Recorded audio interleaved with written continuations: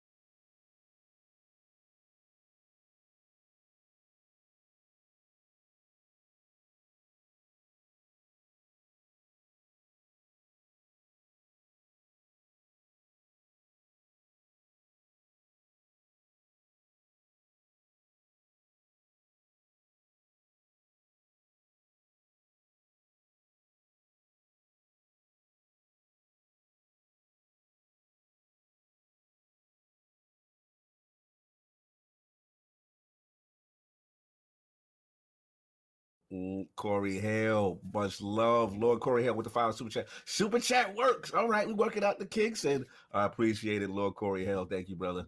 We'll be getting Wow, ready how we go? soon. 60 in the chat. The king has arrived to deal with y'all. You know what I'm saying? But we gonna get into this soon. So just stay tuned, y'all. Wait for Soft to pull up. Yo,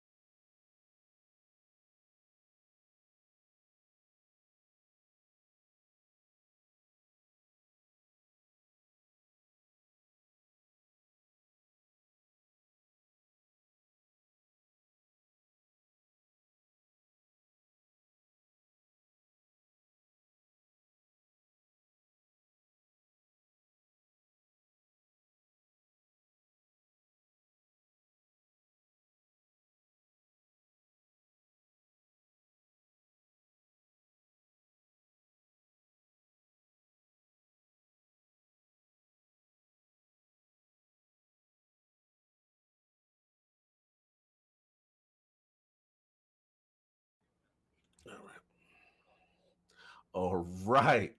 And we hold on. I gotta get the tweet out. I ain't get the You tweet slacking, out. man. It's not quite live. I don't like this situation I'm in. This is bogus live. He's on bogus It's live. bogus live. It's bogus live. And we are live. Welcome to the iLords podcast and the lordsofgaming.net, episode number 147. And it's another glorious Sunday. We're back at the round table on the Lord's Day. Today, we've got the PS5 pulling out of PAX East and GDC, Xbox Series X reveal and SpatialSound, Ninja's It's Just a Game comments, and dreams to discuss. So we're going to get right into it. So let's introduce the four horsemen of gaming, those original lords of the realm here at the round table. My co-host with the co-most, my brother from another mother, the difficult game conqueror, lord of reviews, and the how of the young wolf. My man, Lord Addict, how you doing, sir? I'm well rested today. I can't speak for the rest of us because I know that fight was last night. We'll get to that here I momentarily. called you by mistake in the morning. Why are you interested in combat talk all of a sudden? I literally, I'm not gonna lie. After that fight, and I saw after I saw like the Twitter celebration stuff, I was like, "Who did King vote for?" I went and watched his combat talk. He just wants to smoke. That's all he wants. I was like, I had to figure out what side I was gonna be on. Okay, like, shout out to Addict being petty, who normally walks out of combat talk segment. What's funny is King did call me this morning at like 8 o'clock in the morning. He was like, "Oh, I called wrong number." Yo, I hit like, you know how you just hit the button because you're going down, right? I'm scrolling down people's names, and I thought the last person I called was at the top, but for some weird reason, I just hit the button. I just drive him, and the phone ringing extra long. I'm like, why is it ringing extra long? And then he answers like, "Yo." I said, "Oh," I look at the phone. I'm like, "This is Addict. Oh, my bad, brother. Go back to sleep." No doubt. What you been playing, sir? I've been playing a little bit of everything. I've actually really been playing some stuff on PC here lately. I'm going to get my Xbox back tomorrow. Yes, please, so we can actually play games together on Xbox. We mainly play Destiny on Xbox. The only person over there on PC is Key. Let me see that. Let me read that super chat. Oh, yeah, Oh, here we go. Killmonger Ultra. Fury humbled Wilder the same way Xbox will humble the PlayStation next generation. You know what? I think you're on to something. That's a $5 super chat. Everybody, put them fraud alerts in this chat. Yo, shout out to the head. Shout out to you for putting the $5 up to catch this fraud alert. Here you go. Oh, come on. Salute to the realms. Salute. You played yourself. There you go. Shout out to, we got the grounded game in. Shout out to the Ashen Luca up in here, Neo Mental. It's about to get lit. Death Singer is extra already. People are waiting for King. Let's get to it. But anyway, that's all you've been doing, Addict. It's been that. Yeah, I've actually booted up the Switch, and then when I found, hold up. Let me finish my statement. I booted up the Switch, and I realized it was dead, and it went dead, and I didn't boot it up again. I put it back in my bag. No, shout out to Cognito. Those left Joy-Cons mess up all the time, and Cognito sent me an extra one that he had. No, I had my Switch brother on deck. Had it ready to go. Lord Cognito has done more for the Nintendo Switch than apparently the Nintendo is willing to do right now. He is the Aaron Greenberg of Nintendo. His promotion game is ill. So he said, "Your controller messed up. Hold on." He had surplus of extra left side controllers. I did low key. He ain't lying. Low key. FedEx you the left side controller. Shout out to Cognito out here. You already know. Nintendo. And of course, we have our most technical gaming lord, the solo gamer who lives for the single player selfish experience, and also the Sostradamus. Mr. Offline Profile Illuminati and Lord Patriot of the Iron Bank. My man, Lord Sovereign. How you doing, sir? What up? What's going on, guys? Good afternoon, gentlemen and ladies. Everyone, what's going on? No doubt. What's going on, sir? Doing good, man. Doing good. I was a little under the weather earlier in the week, but I'm over and done with. So you know, none of that carnivorous. You didn't get no. Carnivorous. We'll get to that later too. We'll get to that later. Though. That's gonna be a hot one. Chilling, man. I've been doing that. Been playing some more of that Star Wars. Oh man, nice Jedi. Yeah, man. Yo, the worlds that respawn, man, respawn. Ooh, like the goats. The worlds that they have crafted for this game. Like you just don't expect to see it, right? This whole thing with the Zephyr. I know a lot of people not feeling necessarily. Have you got to the Coliseum thing yet? Yeah, I got to that part when you walk in. You know what I really enjoy about that game hand up and is your saber falls into it. I was like, oh. A lot of those type of games like Dark Souls, they have like you have a lot of backtracking, but in that game you have a lot of backtracking, but they make you take different ways back. They have different opportunities. They do it in a way like a good Metroid. It doesn't feel like you're backtracking. Exactly, because you're always finding new routes and you're seeing different things that you weren't able to see before. It's just like a good Metroidvania. Yep. Yo, oh man, I'm loving it. I'm absolutely loving it. And what else? Oh, so last week, I forgot to talk about. I had dreams last week. I got into play it. I had finished the story mode, and actually, I wanted to ask Jason if he had a chance to see it and what he felt. Oh, about that's right about the. I completely forgot, but yeah, we'll talk a little bit about. We'll talk about that on your topic. No doubt, no doubt. Did you? Knowing Jason, he would have probably said, "I'm not into free labor." Making games. Like, I'll speak for him right now. I'm not into free labor and making games that I pay for. I like complete games, sir. So you can throw that straight in the bushes. King, this sounds very. Get the bushes in the chat. This sounds very provocateur. I don't know. I'm a provocateur. I'm a provocateur. Let's get the bushes in the chat for that dreams. Throw it in the bushes. Oh my God, this savagery has it. That Metacritic ain't lying though. That Metacritic. Crazy them sales may say something else, but you know what's crazy? I don't have nobody pre-chew my food. Check that out. Throw it in the bushes. Let's get that in the bushes, guys. Thank you so much. Oh man, when we talk about it, I don't necessarily disagree with King. Oh, now, Saul, before we get to King, which everyone is waiting for, did you get a chance to watch UFC last night? No, I didn't watch. I heard that the hooker and the fight was crazy. Did you say hooker? No, his name was Hooker. I'm not being foul on the Lord's Day. You thought you said it was two hookers outside fighting? It was like it's like there was the main event and they recorded the side of it and the bleachers. That's what I thought. World Star, sir. That was World Star. We here at the iLords do not support such conduct on Sunday. No. Yeah.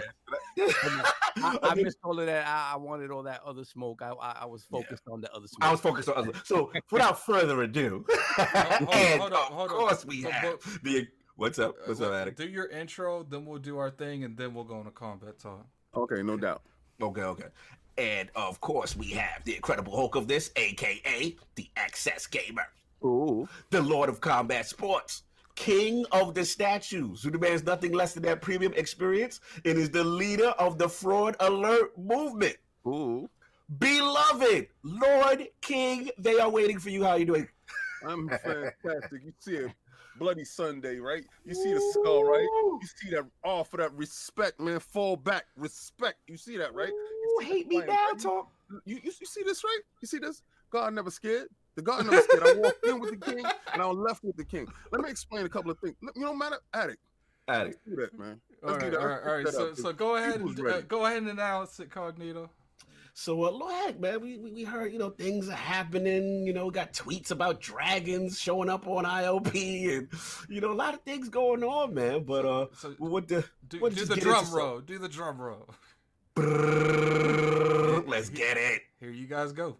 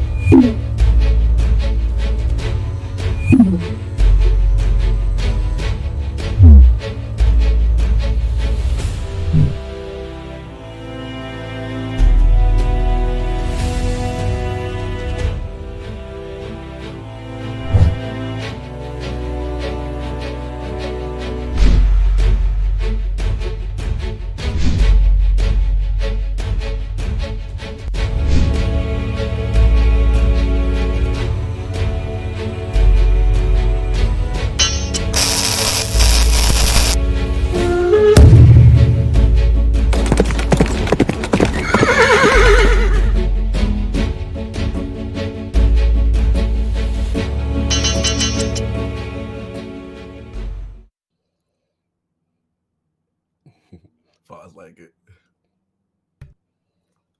Sorry, I was muted. You could talk.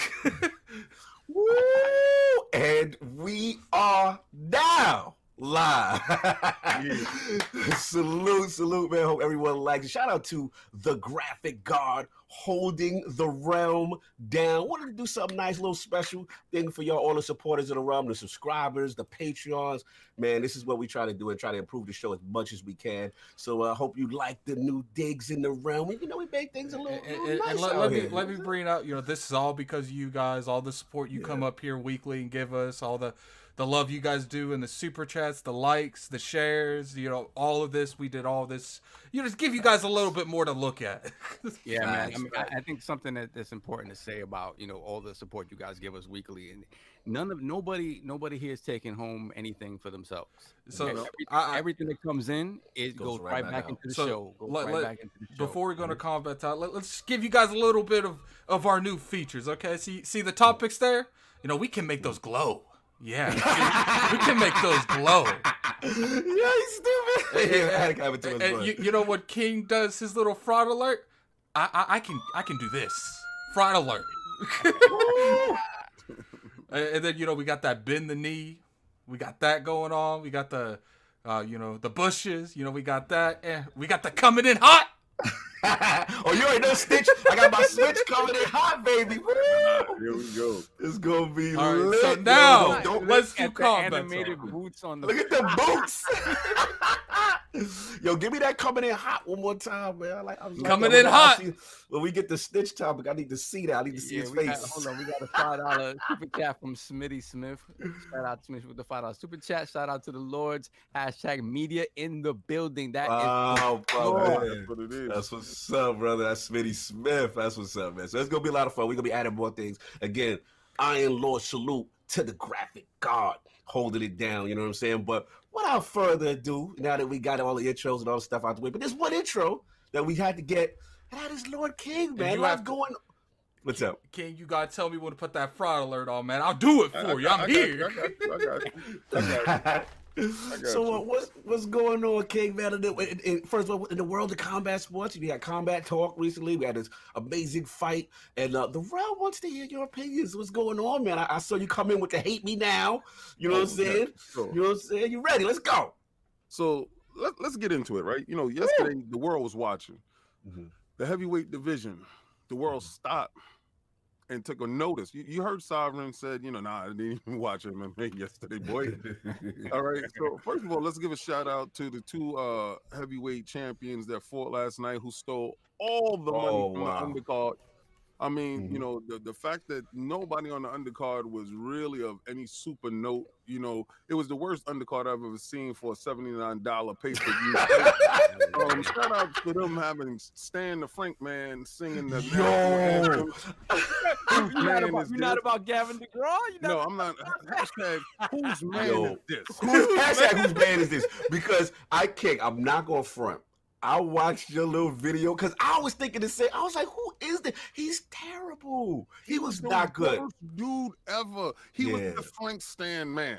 Shout out to the Frank Stan man. Yo, hold on one quick kick. Shout out to Cedric H. Thank you, brother. Salute to you, Lords. Cedric H with $10 super chat. Thank you, brother. All the fans tweeted this out. $10 super. The Lords have evolved. Love the goal. Love my brothers here on the panel. Thank you for all that you guys give. You guys have no idea how much time we spent, how much this was a very long process.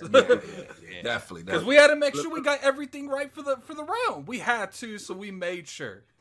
So let's get to it. Let's get back.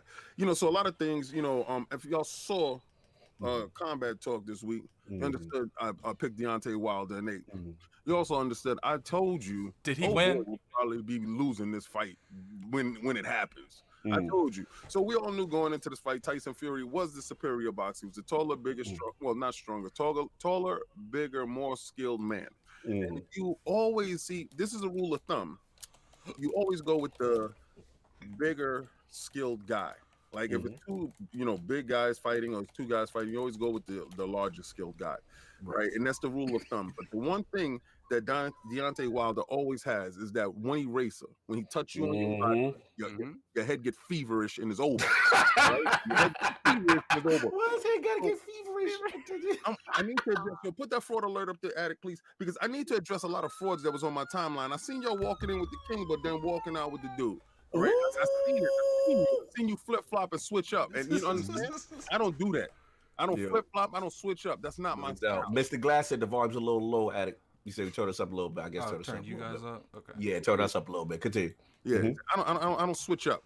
So when they was fighting for the first 3 rounds, Deontay, it was looking like how it's going to look. You know, it was looking just like the last fight, to be honest with you. Yeah. And then a freak accident happened.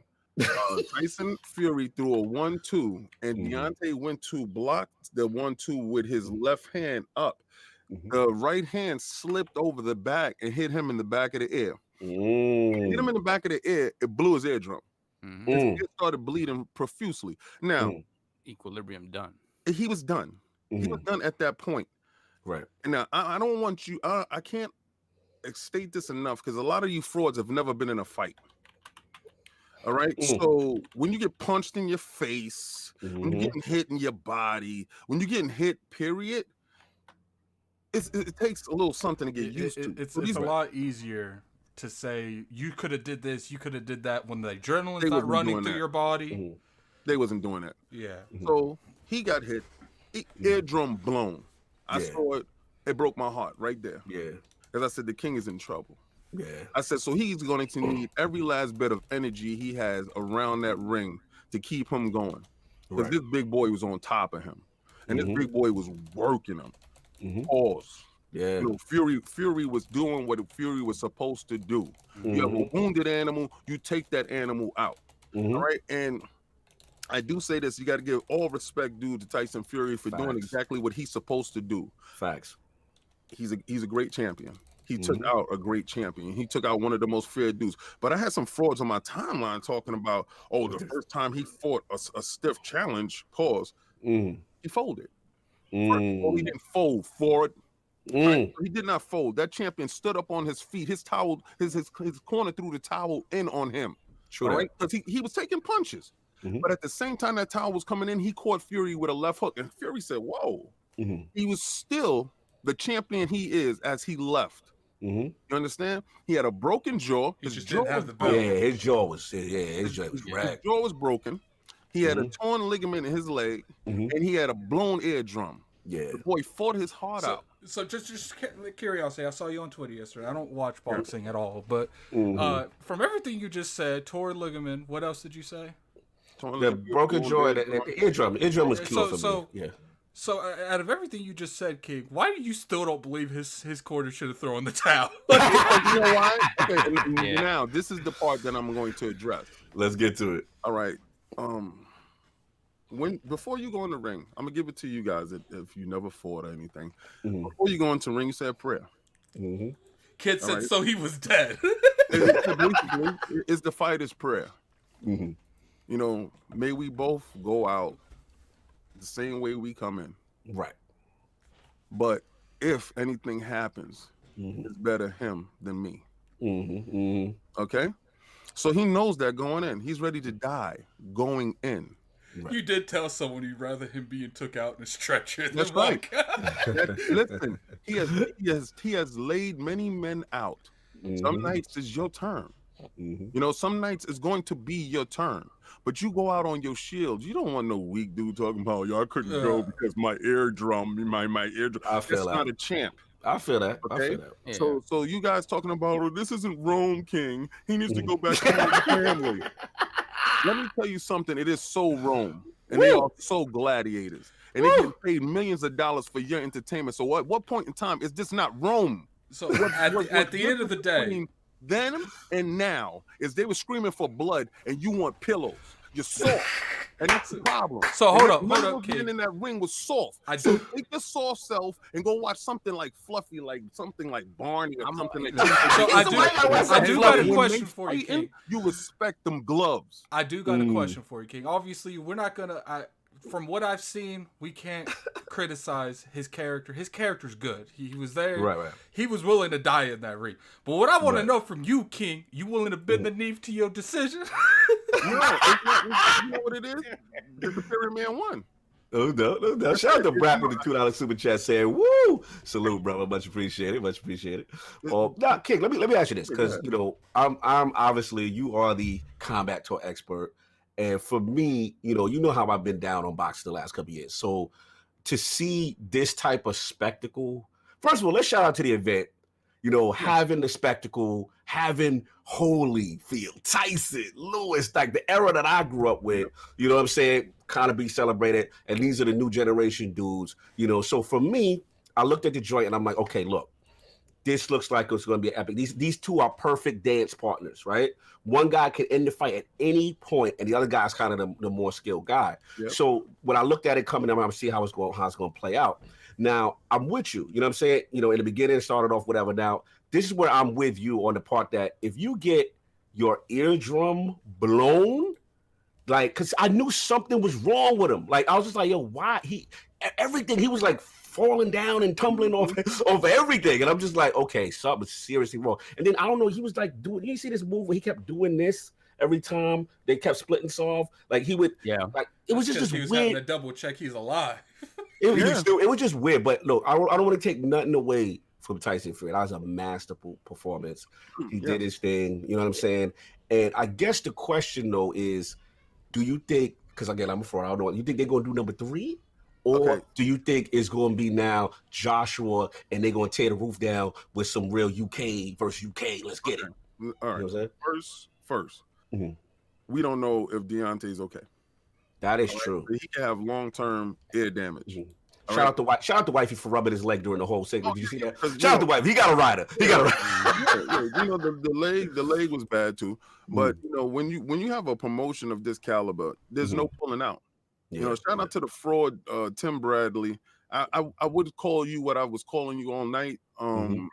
With the behavior, Tim Bradley is there for the Yasa Boss and nonsense. Oh man! So shout out to the fraud Tim Bradley. But I remember when Tim Bradley had both his little ankles splashed out, and Pacquiao tore his freaking head off. I remember when that happened. So no excuses then, Tim. Don't make no excuses now. Respect that King. He stood up. He didn't go down. But Pacquiao had you flipping all over the place, though. Remember that, though. What I don't like is the flip-flopping. I don't care if you like Fury. It's 2 men going in. That's you picked your champion. Right. If your champion wins, your champion wins. So who cares? I pick my champion, but I'm a ride with my champion. Just because your champion wins, I'm not gonna change sides. I don't flip-flop like that. I rode with the dude all the way through. So the next fight's coming up, right? You say he has the WBC belt. Joshua got his belt back from getting his butt whipped by the Pillsbury Doughboy. If Tyson Fury was to fight Joshua would never take that fight. I'm gonna tell you right now. Joshua would never take that fight. He's not gonna take that fight. He has a fight lined up right now. He's fighting another tomato can. That's the thing he does. So he won't fight Tyson Fury. Tyson Fury is gonna fight the mandatory for the WBC belt, which is his name escapes me right now, but it's a London mandatory. Yeah, so he's gonna fight the mandatory. Now Tyson Fury has 3 more fights on his docket before he's out. Okay. So that first he's gonna fight a mandatory. And when he's fighting that mandatory, you say Deontay Wilder should be getting ready to fight or has a scheduled fight to come back. He's gonna have 2 fights under his belt before he comes back. Yeah, he needs him on the ESPN. Yeah, he needs him. The last fight on not go back ESPN in there for contract. It's not gonna happen straight away. The last fight on the ESPN contract with with Tyson Fury will be Deontay Wilder for 33.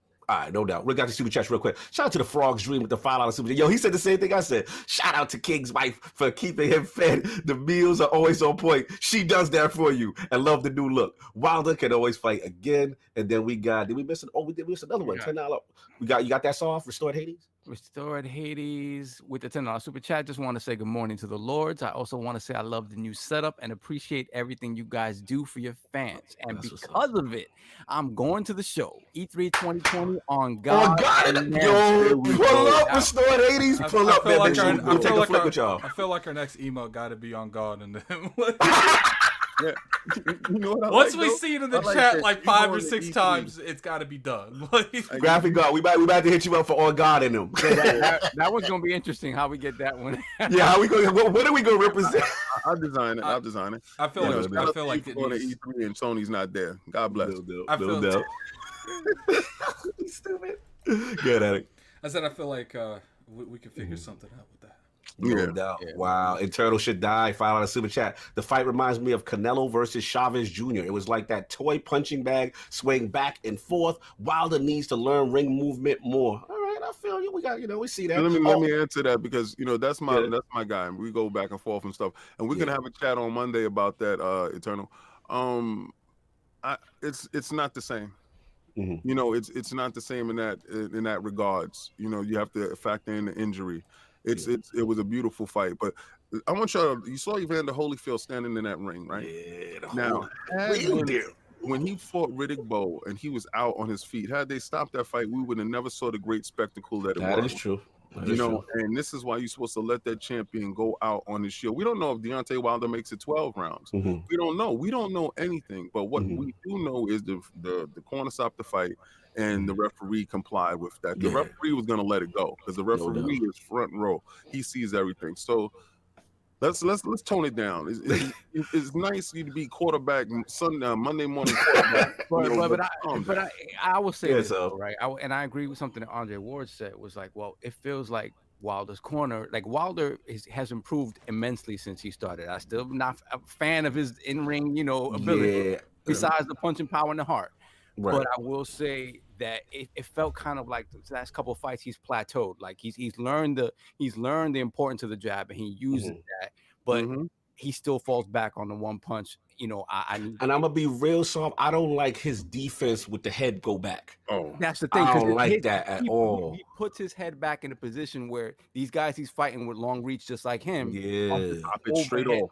Exactly, knock it straight off. Things like that I feel are sort of basic boxing things that he just needs to get in his mind, and it's one of those things like it's hard to teach someone. This is how I feel. Sorry, I know where you're going at. Right. The way I feel is like he's like the LeBron, like in a sense of he's just so naturally gifted and physically talented, and it's like it's hard to tell someone who's been so dominant without pure basic fundies, right, to now change up, because how you gonna tell him he's been 49 and you know what I'm saying? Like it's hard to tell because his success. He like, yo, I'm gonna get you. All I gotta do is get you one. So I just hope whoever when they go back, never going to be what anybody wants him to be.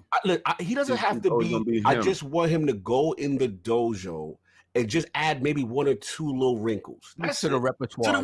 Because he's got talent. To at the very least be able to put him in a better position to still have the juice. Because it's like to me, it was like a fighting game where one person is charging up his super the whole time. The other dude got the whole full moveset. That's exactly him. And like you said, he already has this skill set. His style is already set. He's the older guy in the ring. Yeah, you know that, right? Yeah, he's 34 years old. You're keeping the old dog new trick. Yeah, you're right. So we're not gonna get something that we I miss though. I miss what's our dude, the Kronk dude. Rest in peace. Manuel used to take dudes and reform. His nephew is there though. His nephew is who trained Tyson Fury. Oh, he had him. Listen, you ain't see why he kissed him and gave him the belt. He told him how to throw the right hand. The little black guy that was there. Right. So that was Kronk nephew. The reason why Tyson Fury was on his front foot majority of the fight. Shout out to Chi-Town. Shout out to the Kronk Gym. Yeah, Kronk Gym teaches knockouts. Yes. Kronk Gym teaches you how to pivot, throw that right hand off that jab. And Tyson Fury is a great, astute learner of the boxing tradition.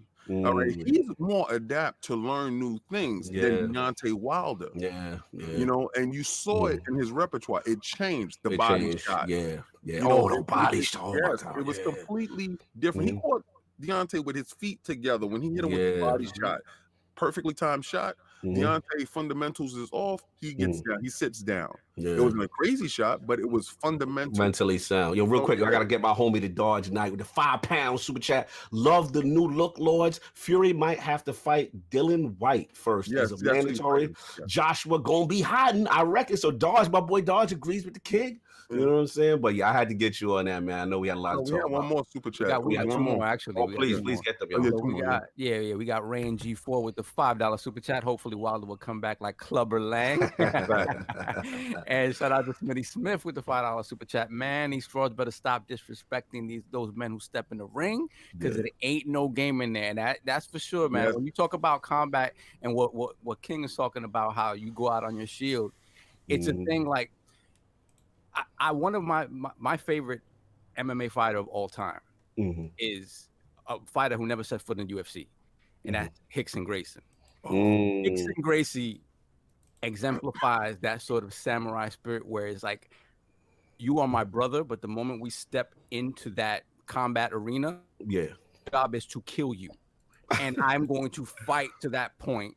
And and I expect you to do the same. And the person, the intermediary, right, the ref, whatever, it is their job to stop me or you from doing that. That's the job. So you go in there with the understanding that you're ready to die, and so is your opponent. And with that mentality, that goes into sort of what we're going to talk about later with Ninja's comments about backing down. And I got a lot to say about that. So. Let me just say this one thing. In the arena, when you fight, the loneliest person is the winner. And the loneliest person is the loser. Yeah, I felt it when he lost too, Even though Tyson Fury had all those people around him, and he was cheering and everybody was cheering, he was singing, he's the loneliest person.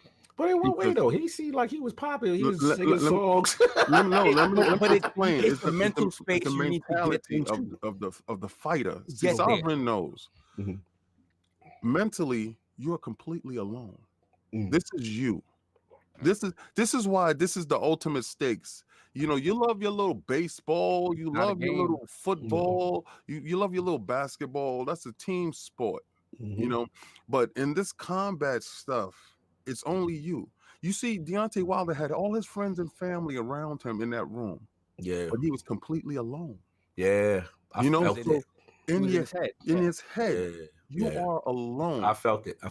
So when these guys fight, it's a level of respect. You know, you gotta really respect what's happening, what's transforming in front of you. Because for your entertainment, let's say he would have got hit in the eye and just died. It happens. You know, this happens. But they know this going in. And to have those type of cojones, that gusto, those balls to go in there to get it on, it's a different level, a different breed. And what I don't like now is this soft mentality that we got of this generation now. These soft dudes, we didn't come up on that. You know, Sugar Ray Robinson, Floyd Patterson, these dudes were certified killers and willing to go out how they came in. Facts. We got to move on. I know the cat. They got one more chat though.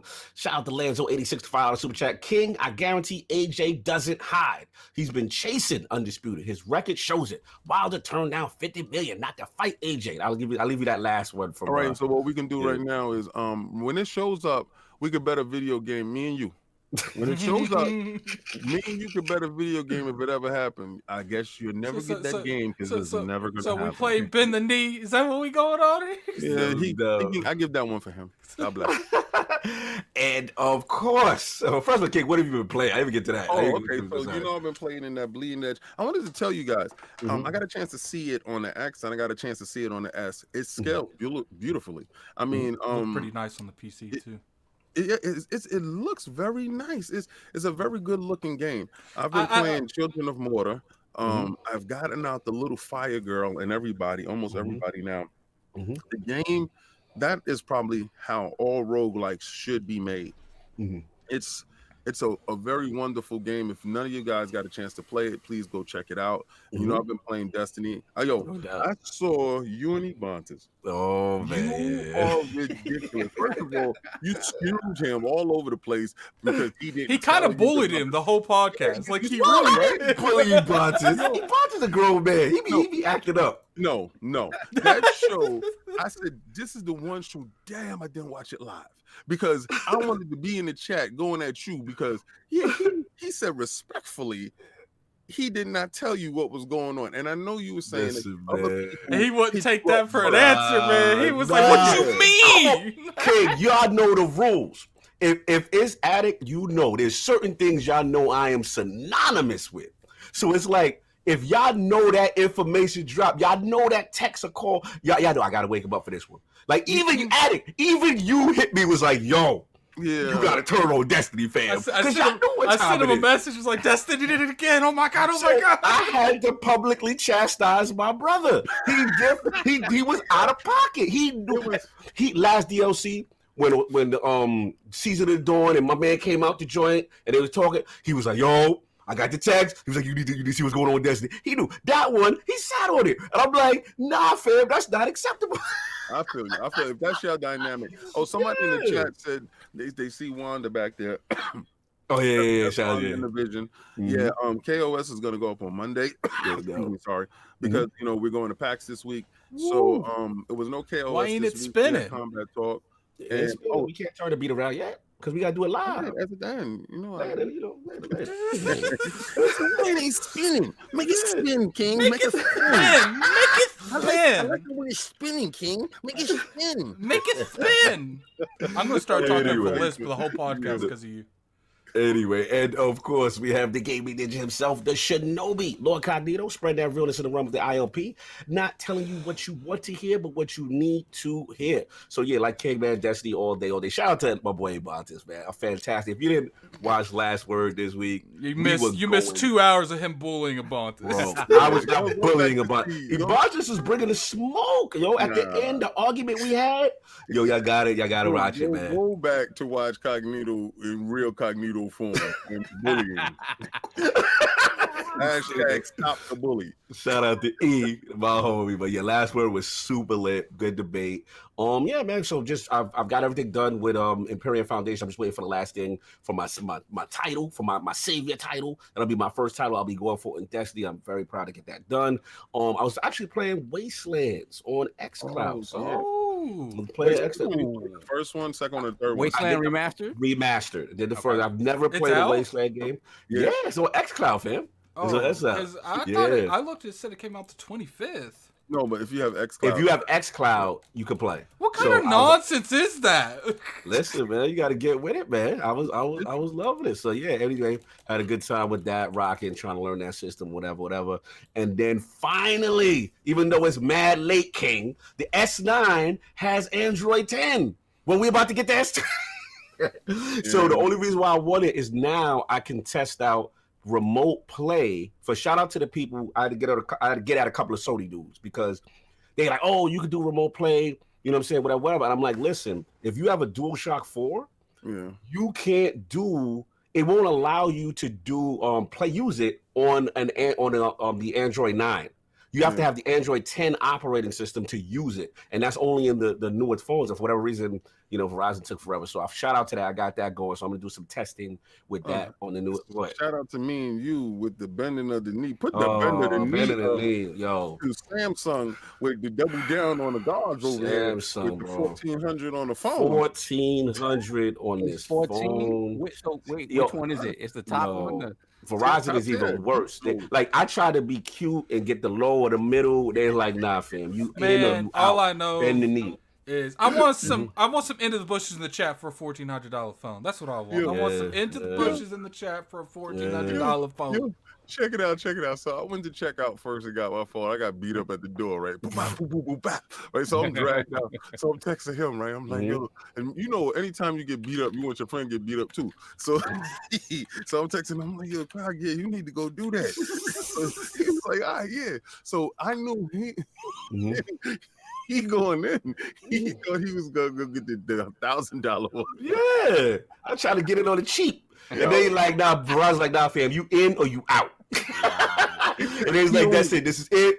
I'm like, oh man, only thing that saved me was the trade-in. They had this great trade-in promotion for my S9 Plus, so I could bump that up a little bit to take off, and then I got to do the prorated, man. I was like, all right, y'all go. So this is the 20 plus, whatever it is. Yeah, I'm doing the 5G Ultra. You know what I'm saying? So yeah, we're gonna go all the way out with this. Hopefully. Talking about with that, you said the 5G plan that you get a hotspot. Yeah, now Verizon has this amazing deal. Like I said, besides the trade-in, they said for an extra $10 a month on the bill, you get a 5G hotspot. You know what I'm saying? So unlimited. Unlimited, bro. That's probably better than my internet. Yo, so it is what it is. We're gonna test that bad boy out. Obviously, not at PAX, but at E3. We're gonna push it to the limit. We're gonna see. Yeah, that camera's gonna be working out there. We're gonna see what it do. Yeah, we're gonna see who got 5G towers in their city and who don't. Yeah, this is gonna be a $2,000 purchase for me because I gotta buy those earbuds plus. Yeah, the Galaxy Plus Joyce, you know what I'm saying? Shout out to Bone Slave. He said 5G is available in one town. Shout out to No Russian being petty. You unfortunate soul. You don't got iPhone. Nah, man, I ain't got iPhone to do no remote play. I'm an Android boy, man. That's what I do. That's the game. So anyway, now that we got all that stuff out the way, let's get into that poll. Last week's poll results are in, and the people have spoken to the question with the potential manufacturing cost of the PS5 at $450. What do you think is the best price point for Sony if the Xbox Series X retails at $500? The winner of a fairly competitive three-way ILP poll at 48% is the PS5 at $500. Yes. Finish the poll. They are still the bigger global brand and market leader group. Yes, Attic, you want me to continue? Have we ever had the third option win? Yeah, it's been a long time. It's been a long time. Sometimes it be me with the foolishness. Foolishness. Shout out to Big Cloud Gaming and the guy. Shout out to Lucas Law. You already know. Coming in at second place at 28% was PS5 should drop to $400 to undercut the Xbox Series X. And at last place at only 22%, well, close 22%, was I don't care about no hardware. It's all about these active users, though. So shout out to all the Lords who participated in the poll. Lord Sovereign, what do we think about this, sir? Yeah, I mean, I think it's 5 just exactly for that reason. I think they hope, right? They hope that the name recognition, the global recognition of the brand, right? The goodwill they've gotten with their first party stuff this year, they hope that carries them over at the same price point and what we assume to be a less potent machine than the Series X. Did you say goodwill? Oh my God! Shout out to the $2 super chat. Other people except for King. Shout out to the $2. I'm trying to hear goodwill. I'm like, shout out to the $2 super chat from Philly Eagle. Adults don't use Apple products. I'm just saying. Philly. Let's go, Joy. Yeah, Philly. Yeah, bang bang. That's what I'm talking about, baby. At the same price point, I still think it's gonna sell more just because of the name brand. But will it be warranted? No. But I think people who want them exclusives again, that's where they're gonna get them. Or they better have it when they launch. Exclusives. Hold on, we got some IOP Channel 5 royalty in the chat. Let's see Curry Chapel, aka Black Magic. He said Apple is for kids like tricks. Yo, Black. You like that fight last night? He hit me early this morning. I was like, "Yo, tune in to watch this." You know what? Since we all agree, man, let's get some into the bushes for Apple products, man. I hate Apple. No disrespect. They going in the bushes. They gotta go in the bushes. Right there, those feet on the screen. That's Apple's feet. They in the bushes. Shout out to Apple. And then No Russian says adults don't use Windows 10 either. Yo, he said the feet. He said the feet. Yo, man. Oh, shout out to Stitch with the $2 super chat. You mean old people don't use Apple products? Ooh. Yo, you know what, Stitch? You might be on to something. Yeah. Yo, you threw the feet on it? You gotta throw the feet on it, Jay, sir. That Apple's a young man. I need the bush. I need it one more time. Shout out to Apple getting Xcloud. Only one game on Xcloud in the bushes. Yo, they was like, yeah, we got Xcloud. That's what we got. We got one game. I bet you. We being petty, yo. Kid is low key in this chat like these these people, man. He's an absolute use. we got a console war the phones for a little bit. Have a little fun with it. But anyway, we console war consoles enough. Let's do phones for a second. Let's do phones, man. That's the new battle right now. 1400. How your phone looking? 1400. How your phone looking? So let's get into these topics, man. A lot going on in these gaming streets. Who hates when I say that? Fonz hates when I say gaming streets. So we got to talk about it, man. Sony, a lot of news going on. Kid, can I set it up, or you want to set it up? No, go ahead. Yeah, a lot of stuff going on, man. So we got Sony pretty much pulling out of PAX East and GDC. They made an official announcement. They said basically today Sony Interactive Entertainment made a decision to cancel its participation at PAX East in Boston due to the increased concerns related to the coronavirus. We felt this was the safest option as the situation is changing daily. We are disappointed to cancel our participation in this event, but the health and safety of our global workforce is our highest concern. So that was the first statement, and then later on, not maybe a couple days after, they basically said they're gonna skip the Game Developers Conference. So they made that notice that they will not be there now. Also, in addition to them, Facebook is also saying they're not going to GDC, and they say they're not bringing the Oculus Rift. They're crazy of that. So they were very concerned. And then in the most recent statement, let's be real though, what was Facebook really going to show? No, we're not paying. They were going to show solitaire on the Oculus. Listen, Facebook said, "Yeah, me too. We ain't showing up. Nobody was looking for you, bro." Get out of here. Yeah, so disrespectful. Shout out to Mike Zuckerberg and the team. Shout out to the £2 super chat by Death Singer. Sony's pull-out game is strong. Oh, wow. On that. I mean, the Boston mayor didn't ask Oculus to come back. I was just about to that. Literally saw transition right in. So pretty much, then which prompted the Boston mayor to make a statement. His name is Marty Walsh. He sent a formal letter to Sony CEO Kenjiro Yoshida. And pretty much in the letter, he said, look, man, he said he disagrees with their reasoning for pulling out. He said these fears reinforce harmful stereotypes that generation of Asians have worked hard to dismantle. They trigger our worst impulses to view entire groups of people with suspicion, to close ourselves off, and to stop you over there, and to miss out. What he's saying, he's speaking true stories, Lord. And to miss out on the opportunities and connections our global city provides. Boston is united in our efforts to dispel these harmful and misguided fears. And he said, at large, Sony had the opportunity to set a positive example by attending the show. And he said, as a leader in technology, you can show that you are motivated by facts, not fear. As a leader in gaming and culture, you can show that people believe in connection and not isolation. At the moment, Sony has yet to respond. So let's bring it to King's topic. Poetic. Did you hear his eloquent words? Did you hear his eloquent words? That's yo. You know what? That was a long-winded, and that was a long-winded. Don't let King lie to you. He's been thinking about what he's gonna say all week. Here we go. That was a long-winded letter to Sony, eloquently stating, "Yo, where's the balance of the deposit?" The only virus Sony is afraid of, and they have, is the money-eating virus. That's carnivorous. Their wallet is in the toilet. Are you saying they lying and using the virus as a cover-up story? Yo, you ever had a dude that didn't want to go out? Everybody going out that night, and then the one dude was always looking for some excuse. Yo, I stubbed my toe. Oh, my this, that, and the third. So when Sony heard that the coronavirus was popping, yo, they was like, yo, we can't go to Boston. Wait,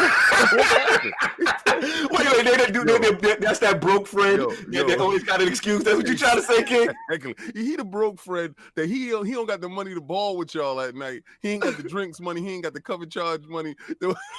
He ain't even got the Uber money back. You know, the dude that was like, oh, on my Uber, the way my Uber is set up. That's the dude when you try to share the app, you can't figure out his app to share the fare. That's what you do. He's the dude that you always be like, man, just get in the car. Yo, we got one more. We got a +1. Sony is the +1 dude. So shout out to Sony for telling you they was gonna give y'all 100 events. When is it gonna start? They're gonna just pack it up for the last 90 days of the year, and they're gonna give you one after the other them bangers that y'all be talking about. Yo, he said, "Yo, Sony outside beating the drums." That's one. With hats on that says Sony. Shout out to B, even though he ain't super chat. This was lit. He said Sony is the type to say my hamster is sick, I can't make it. Shout out to Six Slayer with the $5 super chat. When the mayor of the city has to call you out on your BS, that's a big L. And then Rain G4 $2 super chat. I blame Umbrella Corporation. Damn you, Westgate. So look, we got my boy Lord Madz Gaming. Mic check, Madz. Are you there, sir? Madz? Yes. Yeah, I'm here. Can you hear me? Madz, we can hear you, man. Good to have you. So we wanted to bring you on. Obviously, this has been a very contentious topic. You know what I'm saying? A lot of people feel strongly, either way. Now, me and you have we even disagreed on this topic ourselves, but we had respectful discussion. You know what I'm saying? That's one thing we want to promote here is respectful discussion, no attacking of each other. But I know you are on the opposite side of how I feel. I feel you're more aligned with, or a little bit aligned with what King is saying. So I want to get your feeling on it because I know you felt very strongly about this with the whole Sony, pulling out of GDC and the who got the echo? Somebody cut the echo out. Somebody got I can hear myself on somebody's TV. But anyway, there you go. So Lord Madz, like what do you feel about them pulling out both PAX East and GDC? Okay, so well, first of all, thank you very much for the invite and stuff. Salute, LordsGaming.net's home. Yeah, always love to chat with you guys and stuff.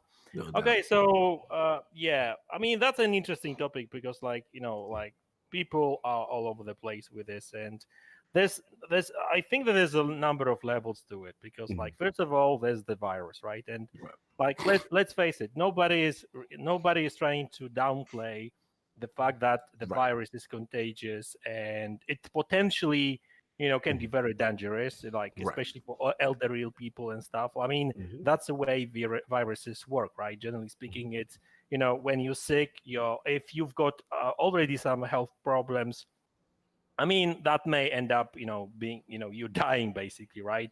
So that's not really saying that half of Sony is sick. They don't want to pile on virus. They don't want to pile on. I got it. Yeah. Okay. So, but the thing is, my point about all this is that let's face it. Generally speaking, here in the West, whether we're talking about United States, Canada, probably even Mexico, Argentina, like all across the Americas, probably. You don't really have a big problem there, right?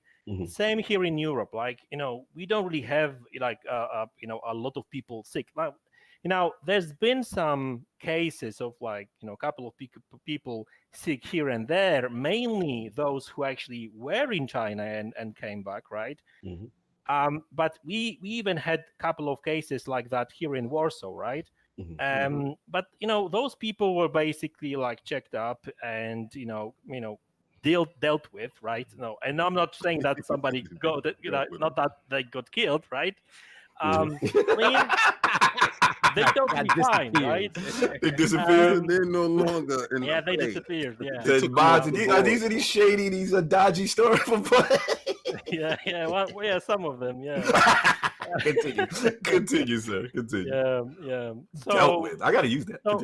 So generally speaking, right now, there's no issue with coronavirus here in the West, in my opinion, right? Now, I get that, medical services and generally speaking, like local governments and stuff, they need to prepare just in case, right? They have to have contingency plans or whatever, right?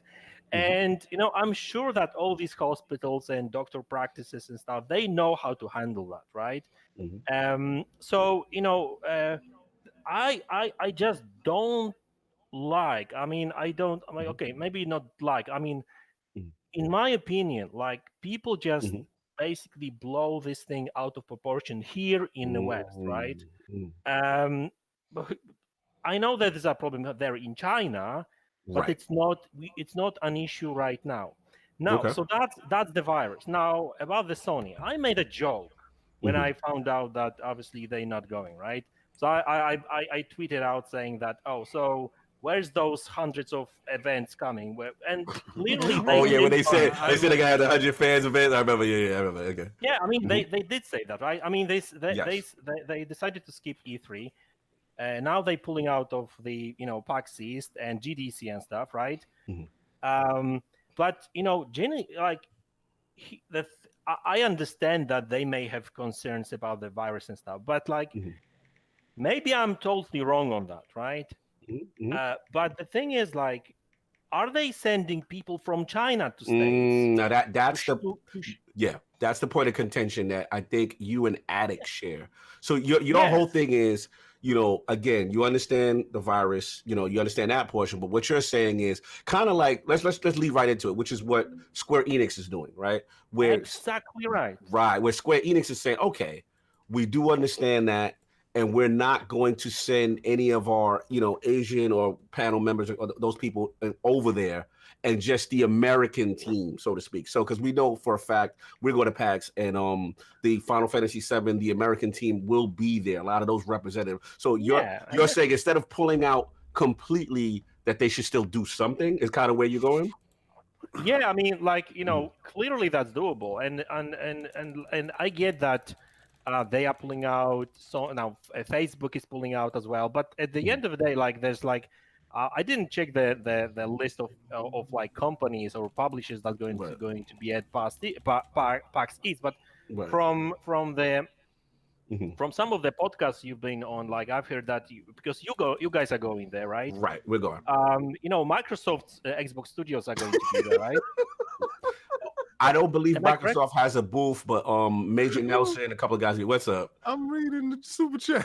Yeah, the chat. So let's get the chats real quick. $2 super chat from Shrimp King. This says the coronavirus is part of Sony's rollout. Yes, dude. Shout out to JD Gamer, $5 super chat. Sony might have pulled out of PAX for the virus, but it's obvious that they pulled out of GDC so they don't have to face against Microsoft publicly. 12 teraflops are greater than 9. Anybody's got Squirrely, Dan? Yeah, I got Squirrely. So we got Sony's not going to any shows to save money, so they don't lose their shirt when they have to drop the price to compete with the Xbox Series X. I think that's more of the truth. I think it's more of the truth when it comes to the fact that we understand that they're having problems right now. Financially, their pockets is looking funny. Financially, when Bloomberg has to post that you having struggles, getting the chips that you ordered because financially they more than you expected. You ever get to that bill? You ever go to eat it and you get the bill and you have the surprise face? You ever had it? Listen, I took my kids, this is real quick, I took my kids to IHOP the other day, right? So it says all you can eat pancakes, right? And then it says $4.95 with the meal and all you can eat pancakes. So you expecting 5 people, it should come up to $25, and then you got the drinks, you say $30-$40, right? And you factor in the tip, you good money. So the bill came, and why did my bill say $78.98? And you had a face like, oh, hello. Like surprise, like, whoa, we are here. This is where we at right now. See, so when you financially capable, you don't scrutinize the bill at that moment. Financially capable people scrutinize the bill in the car, right? So they get in the car, they're like, man, what the hell happened here? Like, what's going on? Oh my God. Did they put the gratuity in? Did they put the gratuity in? You understand? So now when you're not financially capable, when you only had $60 in your pocket and the bill came up to $79.95, those individuals scrutinize the bill at that moment. Right. So they look at that, whoa, wait a second, excuse me, ma'am. Right here, you said children eat free. I can't. Like, you start really talking. It's like, I know that one's tall, but trust me, he's a kid. That's when you trying to get the explanation. You trying to get to the bottom line of this. Why is gratuity factored in? Let me pay you what I feel like paying you. Don't you take it out early. What's happening here? Like, what's going on with this part? So Sony is at the point right now where they're scrutinizing everything because they got to pay for these chips, man. They can't be in a battle if they ain't got the chips, man. Listen, man, hold on. Get Jonathan B, then I'll give it back to Madz in a minute. King, Jonathan B has something for you. Oh, sorry. Yeah, it's King. Jonathan B's. Okay. Open your third eye, King.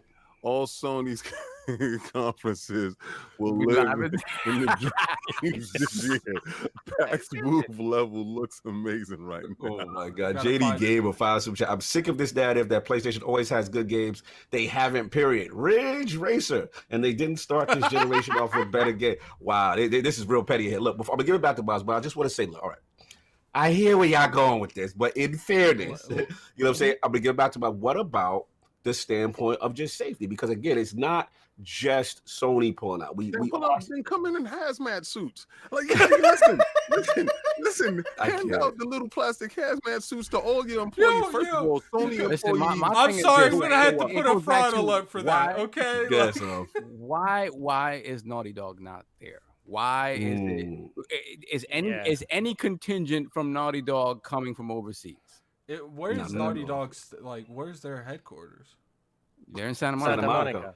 Look, I actually checked, and there's some cases of coronavirus there as well. So you know, like everywhere. Let's be real though, but let's be real. In fairness, right? Let's just say, you know what I'm saying, in these regions that they are in, that they have, they had a case or something. Let's say internally, but if they had a case, and they're trying to insulate people from an epidemic, can we not have any compassion? Coronavirus because he went on his little Chinese excursion doesn't mean that everybody else is going to catch the coronavirus going to balls and shaking hands. If you want my honest opinion, I feel a certain way because I do feel like on one side you have people like companies like Square Enix that are like, okay, we're not sending our Japanese developers, we're going to send our American developers. And they're still hosting some form of booth there. Some things were canceled, but, the key highlight, Final Fantasy VII, that's still being there. If you want my opinion, everyone here, I don't know about you, Madz, but, we've all been to events. If you go to the Sony section, 9 times out of 10, you go up there to ask, a representative that's beside the game you want to look at, are you a Sony... Are you Sony employee? They almost every time going to say no. They work for a third party. It's a temp job. So at the end of the day, they're already been doing this for years. Maybe they broke because they bought Insomniac Games. They can't do that this time. I don't know. But here's the thing. They had all intention of going. Like we saw the booths. You know what I'm saying? Shout out to LogNet, everybody that's going up with us. Like they had a huge presence. I mean, it's not until the very last minute that they pulled out. I think what happened here is... I gotta say this to Solve. I say this to Solve. Then we got to get Madz after. Yeah. How many times, Solve, have we made plans to go out? Remember back in the days when we used to go to the club? How many times has me, you, and a whole team of people made plans to go out? They went out with us to shop and brought clothes. And then it's time to go out. It's just me and Solve. It's me and you. Solve. So shout out to Sony for putting up the good fraudery. And this is beautiful. They gave you a great smoke. Do we need that fraud alert, King? Do we need the fraud alert? They kept the tags on the clothes. So, King, let me state something real quick. I think the key thing we're seeing, because they canceled so soon, is I think some people internally have maybe gotten this, and it's kind of scared the whole company. Because, you have to put a down payment to go to these events. They ain't getting that money back. So obviously, that's money lost. They're willing to walk away from that. I understand why they're doing it from a standpoint of health thing. I do personally feel like they can hire a third party. Maybe the fact that it's so soon, you can't hire a third party company to do it because it's only like a week and a half. So maybe that has a lot to do with it. But I do feel like they have enough presence in America to go to this event. But, who am I to tell Sony to not look out for their employees? Right. Maybe at the end of the day, regardless where they have... maybe at the end of the day, regardless where they have a presence at, everyone from around the world is going to be flying to this event. They don't want to spread it any further in their company than it is. And I can't say nothing about that because it is a serious issue. Right. Let's let Madz finish. He didn't get a chance to finish this point. Okay. So, so I'm of an opinion that, in terms of Sony, I think it's more about, I don't condemn them for not being there, obviously, because and I don't believe that it's a money issue, right? Because like you guys said, they already paid for everything, and so they lost money, right? So they're not going to be saving anything not going there. But I think it's more about flexibility and stuff. Like Square Enix, actually is going to be there, with basically some other people. Now, Santa Monica, the Naughty Dog are in Santa Monica, right? I mean, that would be a local local trip, right? You know, like sure, all across that continent, because Boston is, I think, is on the other side of the states, right? If I'm not mistaken. But still, that's a local travel. I think that the issue is there. It's just basically, you know, that's my belief that What do you think? all it is basically the probably some internal safety procedures they've got, and they said like, "Fuck it, we're not going to do it." Oh, sorry, Sunday language.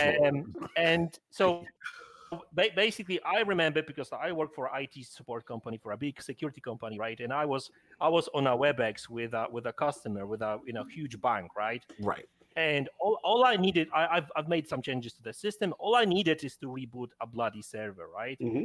It took them 5 hours, right, to go over through like couple of different procedures, call number of managers to make sure that they can actually just press the bloody button on the server, right? So I think it might be that Sony has like very strict policies on that kind of stuff. And that's why they're not going to do it. But that doesn't change the fact that, I know they are a corporation, but I guess, it's really about like allowing more flexibility and stuff, right? Right. It's like, instead of like not going there completely, I mean, let's do something. Do something. I see where you're going. Let me jump in because I got to defend Sony. Y'all going in, man. Look, I get it. For me personally, this was hugely disappointing. You know what I'm saying? The Lords are being there. Lognet is pulling up. I mean, everyone that's going on the team knows. I mean, we had Last of Us 2 ready to go, locked in, super pumped for that demo. When we looked at the floor plan initially, there were I believe it was 2 to 3 huge Sony, but PlayStation had a presence at PAX East. This was not going to be small. So when I got the news, I ain't gonna front selfishly. I'm like, nah, fam, y'all can't be doing this. Like, not on my PAX, not the media. I talked to Cognito maybe 10, 15 minutes after this was announced. He was generally upset. I was pissed, bro, because I'm like, yo, the Lords are media. I'm going to get a chance to talk to possibly Drunk Man or, you know what I'm saying? Like, I'm ready to get in my bag. I'm ready to touch Last of Us 2, give y'all the footage. I'm hype.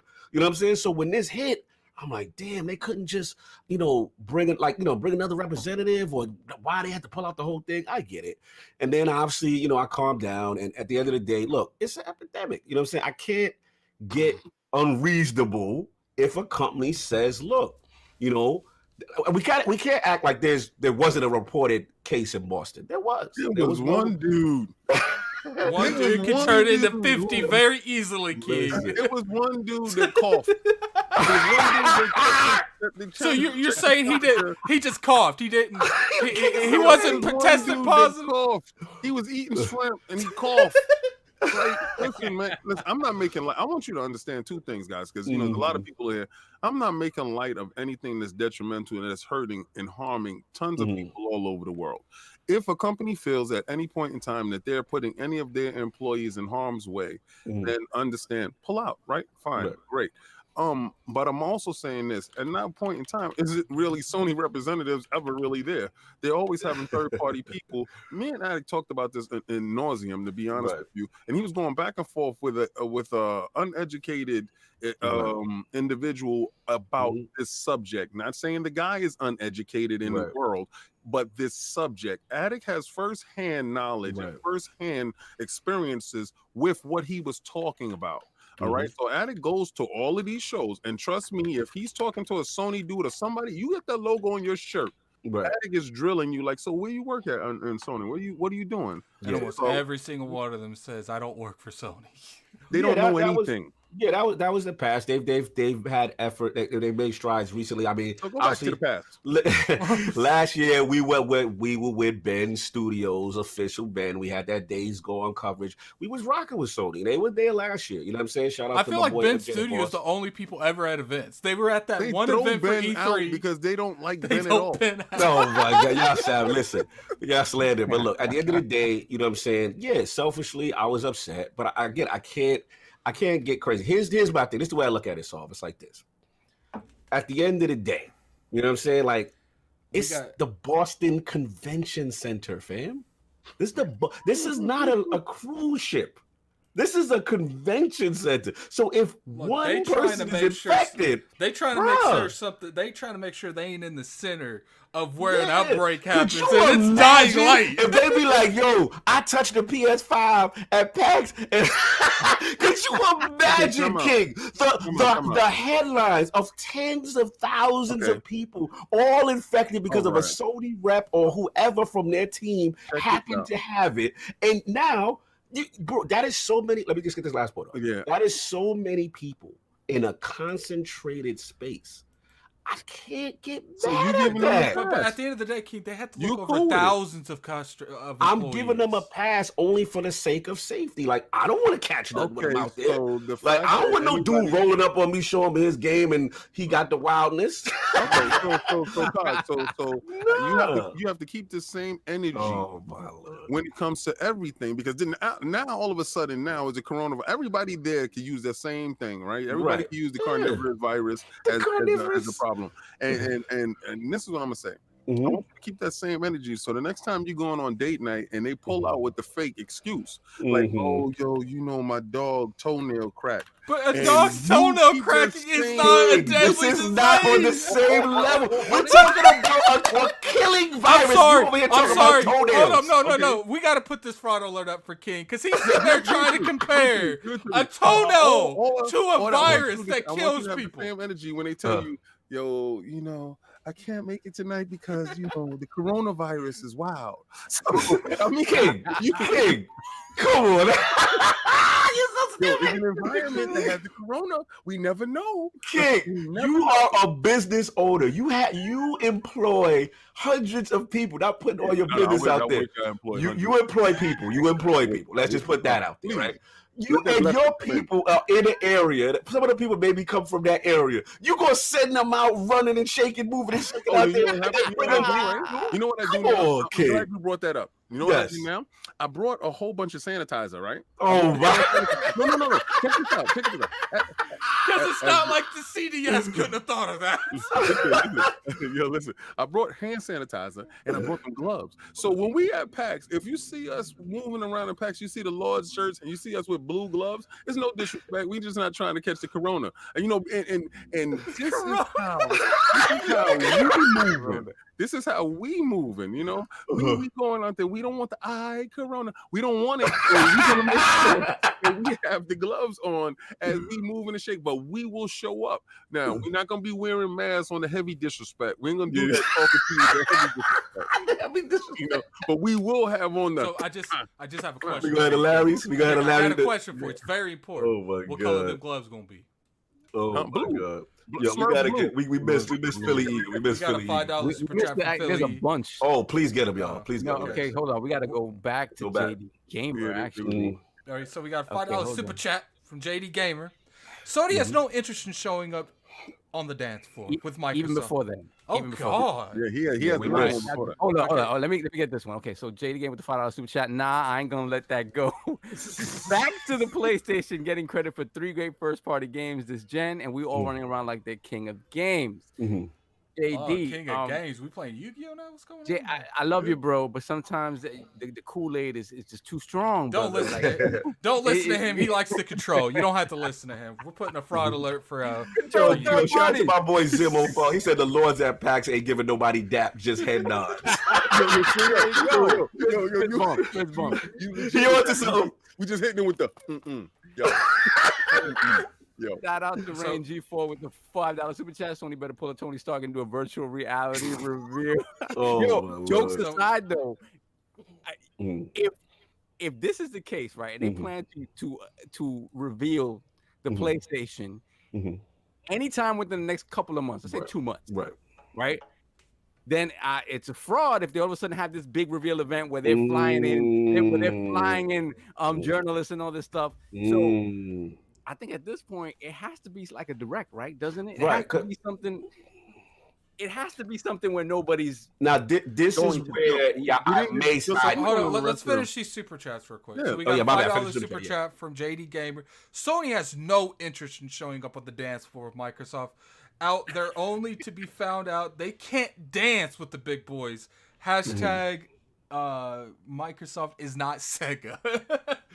Wow. No doubt. So look, this is where we got. We got Philly Eagle. Oh, please. We got a $5 super chat from Philly Eagle. I'm a fan of games. I want to see these companies put on a show. All these excuses smell like damage control to me. Just stop. And the last one is you get that one. I've read like 3 in a row. King, it's your turn. Yeah. Understand why Sony pulled out. Wait, hold on, man. 'Cause y'all got me with the blurry eyes out here. You know what? You gotta say his name. You gotta say the Lord's name and everything, King. Restored Hades. My man is gonna be at E3. All right, you know what? I gotta read at the bottom of these. This is where I can see that. Hold on. I understand why Sony pulled out, but it seems like people are trying to make some feel bad because they're disappointed other than Sony and Xbox fans. It's not that. It's a good excuse. You know why? Because everybody wants to say, "Oh, you know, it is true. Is a tragedy happening?" You know, so we gotta understand that. You know, Sony. This is a real thing, son. This is bogus, bro. Why is the coronavirus bogus? No, not why is a virus that is killing people bogus? Like, why are we doing this? You know what? You know, let me ask you a question. How many people in Boston got the corona? One reported case. Okay, one reported case. So Sony feels by them showing up to Boston, they're bringing it? Or I mean, I'm just trying to figure out. I feel like it's not just that they're scared to catch it. You know, there's been a lot of reports in Japan. They might be scared to take it there too. Oh, okay. So why take the risk? Why not protect your employees? What is wrong? Well, so what you mean they're protecting the world from their employees? Because if it's something that's not there, right? If something is not, they have there's an airport in Japan. They have people quarantined. Right. So maybe that's the case. But let's say leave those people there. No, listen. Kid, this is where I will meet you and Saul in the middle. And Madz is that I felt maybe they could have took a Square Enix approach, which is just send American teams there, right? And then do what Square's doing, where you stream what you have to show. You stream the event, because Square is still streaming, I believe. What is it? Final Fantasy? What's that Final Fantasy? 14. The 14. Ruby weapon thing. Yeah, so it's like, even though they're not coming up to the panel, you know what I'm saying? They said they're going to do a stream. They're going to still communicate with and their I felt fans, like something just as and simple. That part, I agree with Addict. I felt like just something just as simple. You know, I kind of in the middle when it comes to them, you know, coming to PAX. I do feel like if, you know, they feel like their company as a whole is in danger, go ahead and not go to PAX. But I do feel like they could have hired someone or had some North American company go. But at the end of the day, it's not my decision. It's their decision. But I do feel like them doing nothing to make up for that is just as bad. Now, obviously, PAX hasn't showed up yet. They could do something during PAX. You know, they could drop the demo that they were going to show on YouTube at PAX. So, you know, they need something like that to make up, okay, you know, we ain't at PAX, and we promised you to play, but you can't play it. But we're going to pop this on YouTube. You could watch it. And I think that would be a good but they already put that out there. The demo, I think, well, you know, maybe it's not out there. It's the demo that I guess press got to play beforehand, so it's not different than that earlier demo. I think that's out there, but it's just a press. Remember that time we was working and our union went on strike and they had the scab workers outside. Yeah, they had the scab workers and the big inflatable rat outside there. Yeah, they had the big, so they had the scab workers come in and they did the job for us because we couldn't do the job physically at that point in time. Right? Shout out to Sony not even hiring the scab workers to go in there and just, you know, to handle the job and then, you know, let them go afterwards. I'm tell you this. I think in a way, this sort of it goes back to this whole sort of centralizing of Sony's power structure, and not having these different regions have kind of their own bosses and doing their own thing autonomously. Because it comes back down to this came down from up on high one person.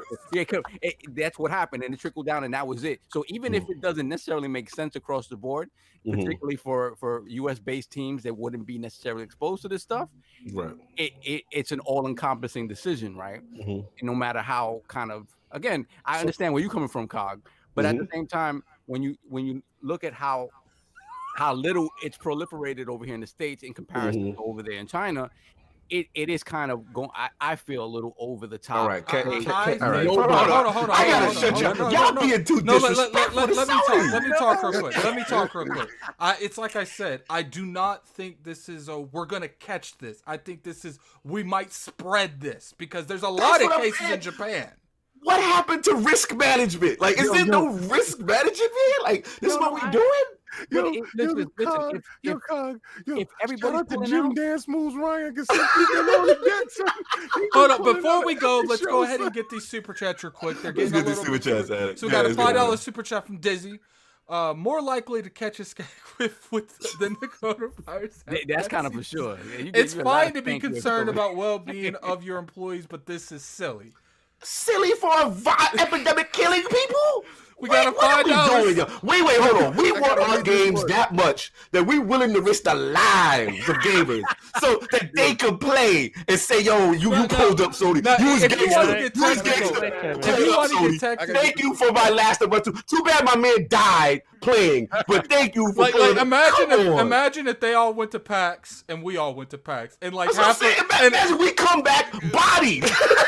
You talking like, but they kept it 100. They kept it 100. But King, we got to play Last of Us. But I died because of it. Let me get the super chat. Shout out to Clutchman01. Sony tweeted, "Sorry, park is $5." By the way, we missed another one from JD though. JD, there's another one from JD from before that. $5 super chat from JD Gamer. Nah, brah, I just can't with the Sony getting all that credit. We need to stop it. Just stop, yo. He's not letting us go. Y'all petty. Y'all petty, a little knack for your listen, like I said, JD, love you, bro, but you got to understand, and even King has said this, right? Microsoft is not the company that people want. We love Microsoft, right? But as a whole, they're never just going to have the worldwide acceptance that Sony. It's not going to happen. So be happy with second place, because I'm going to tell you why. You would not have all the fantastic things you have now to talk about in Xbox if Xbox won first place. Right. You wouldn't have gotten it. So be happy where we are. Keep them hungry. So we got another $5 super chat from JD Gamer. Stop handing out all the free credit to PS Clowny, them kings of Clowny, them king of games. Minus Horizon Zero Dawn, God of War, and Spider-Man. This gen, they're actually first party. Apparently, he thinks Xbox is doing better besides those three games. Look, JD, at the end of the day, I think you have the first signs of the coronavirus virus. Look, JD Gamer. At the end of the day, if we can't minus that because they still got Persona 5. I love that game, even though if it's not first party, they still have those. I've said from the start, they're getting Final Fantasy in a couple months. Timed exclusives matter. That might be exclusive inside a timed exclusive. But there is nothing in that list that you said that Microsoft has done to combat those games. I love State of Decay 2. I love ReCore. Yep. I know, I said that. I said I love ReCore. We're going to completely ignore that. I love Halo 5. I really enjoyed Gears 5. But I enjoyed God of War more than I enjoyed all of those games. Somebody spent for the $5 super chat. Coronavirus is for play, but you gotta and I know what he was trying to say is coronavirus is not for play. And that's not taking away from what Microsoft has done this gen. They went from a point where people thought this brand was done, like it was over, to getting it to where they can, like, they got shot. They went to the hospital, and now they finally starting to walk again. Like, who did that for you? You don't want them in first place. I want them hungry always. Hungry all the time. I got a question for Madz. Because you were one of the people that showed real concern. All right, so Dizzy said, "Don't leave your house. You might get mugged. You live in New York City. There's no mugging epidemic. It's killing people. Stop it." Madz is one of the people that showed general concern. We have a chat for, Madz is one of the guys that's going to be with us, one of the great men that's going to be with us in Cali. And and he showed a general concern in the chat, and he asked, are we taking safety precautions going forward? My question to you, Madz, and going to California and being that, Santa Monica and all these other places are really close. California is a very big place. And they are doing checks at airports and stuff from people coming in. They also, stopping certain countries from coming in without proper checks. Are you concerned this E3 about this virus going forward? Because you were one of the vocal people in questioning, not like, craziness, but in questioning about our safety. And I did appreciate that. Well, to be honest with you, I'm not really concerned about that. Because like you said, I'll be traveling from a country that is not okay. Well, if nothing changes, because if you guys would get like a big problem with coronavirus, then I would probably get concerned, right? But as things stand right now, right? I mean, it doesn't concern me, right? I'm traveling from Poland, where we barely had any cases. Right. I'll be traveling to States, which is pretty much the same. Yes, you probably had more cases, but hey, US is like you've got like population of almost like 400 million people or something like that, right? While Poland is like 36 million. Right. So it's just basically a thing of scale. So I'm not concerned about it at all. I mean, at least not right now, right? Because here's the thing, and it's not. You're only concerned if you catch it. Exactly.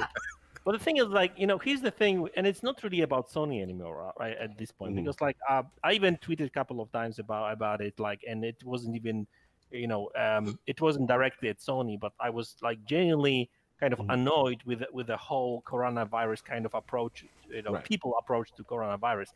And I get you need to be, careful about things and that kind of stuff, right? But I remember in 2009 there was this H1N1 virus, right? And it was deadly. It was all over the place. The Ebola was the same thing. The Ebola virus. Yeah, I mean, and basically, I remember in GC, But we had the same thing happening then. Stuff was getting shut down. Yeah, but the thing, the thing is, I was traveling back then. I was actually living in UK at the time. I was traveling at least a couple of times from UK to Poland and back, right?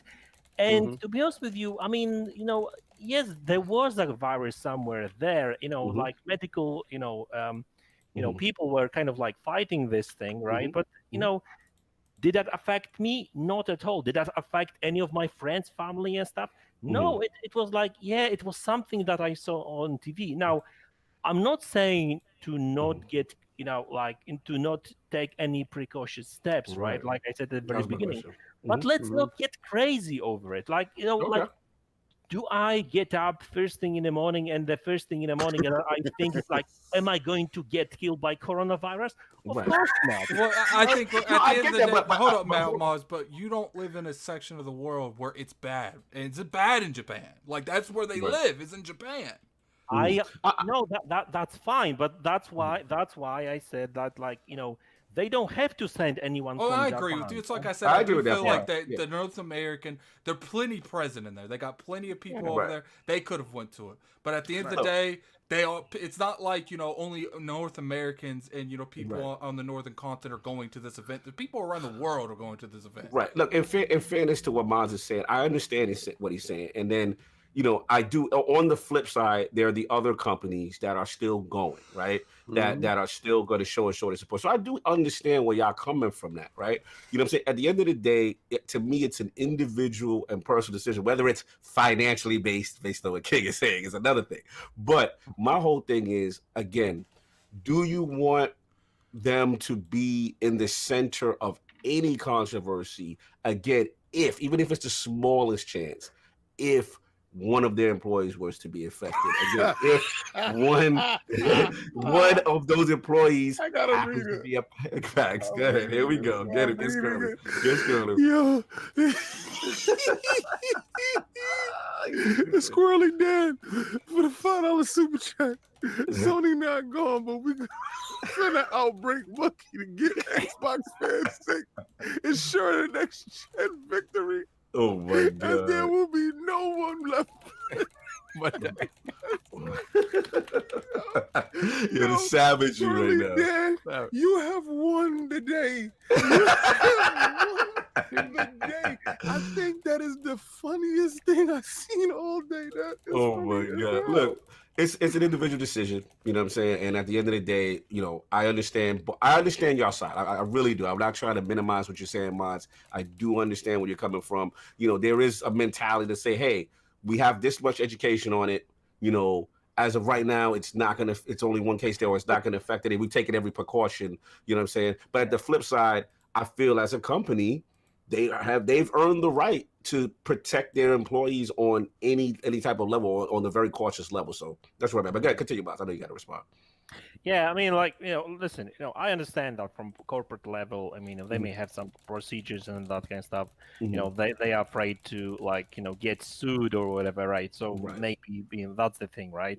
Like I said, I'm working for like big company that we've got like different customers all over the place, and we are sending people like.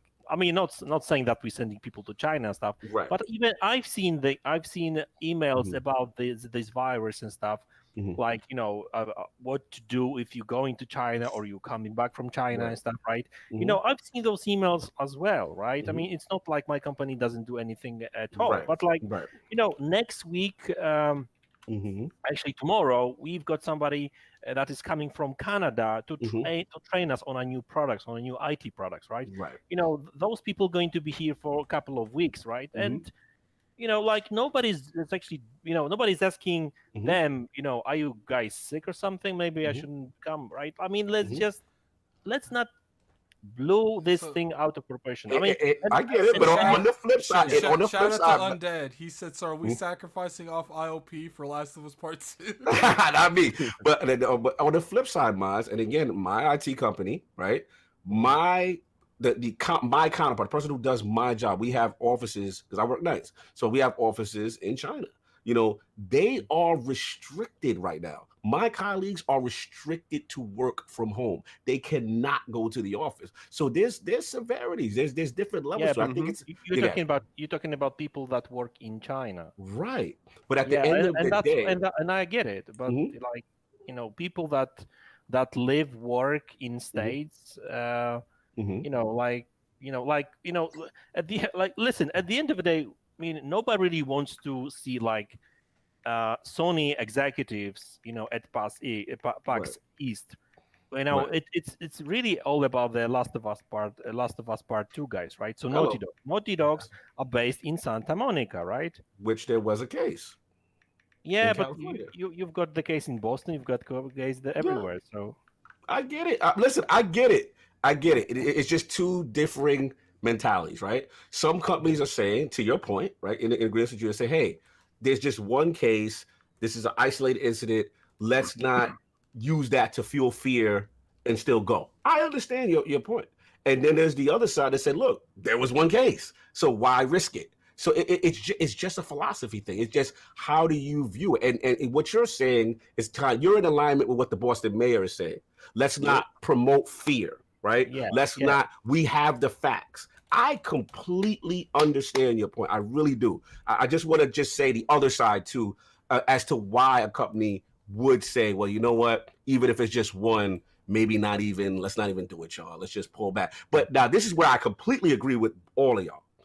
They, in my opinion, should send either, if you're not going to send the American, you do a stream, you do some type of thing for your fan base that you're not coming and say, hey, we're going to do this at another time of this other event. So you're still showing fan service to them as opposed to doing nothing. Like, because they did say they was doing hundreds and hundreds of events. That kind of thing. So I would like to see that part. But you know what it is 100 of events, but that was before the carnivorous. So once the carnivorous was in, it ate all events. The carnivorous ate all events. So, out of curiosity, you know, obviously, you know, we're pretty much down the middle when it comes to whether or not Sony. Yo, hold on, I gotta get Squirrely. The hashtag COG is on the take. I'm not paid for Sony, bro. You gonna stop coming at me, Squirrely, man? He said I'm paid. Yo, they had me on a pony list too. This is crazy. Well, we gotta handle these super chats. Yeah, we get the one by JD Gamer. No, they're first party exclusives.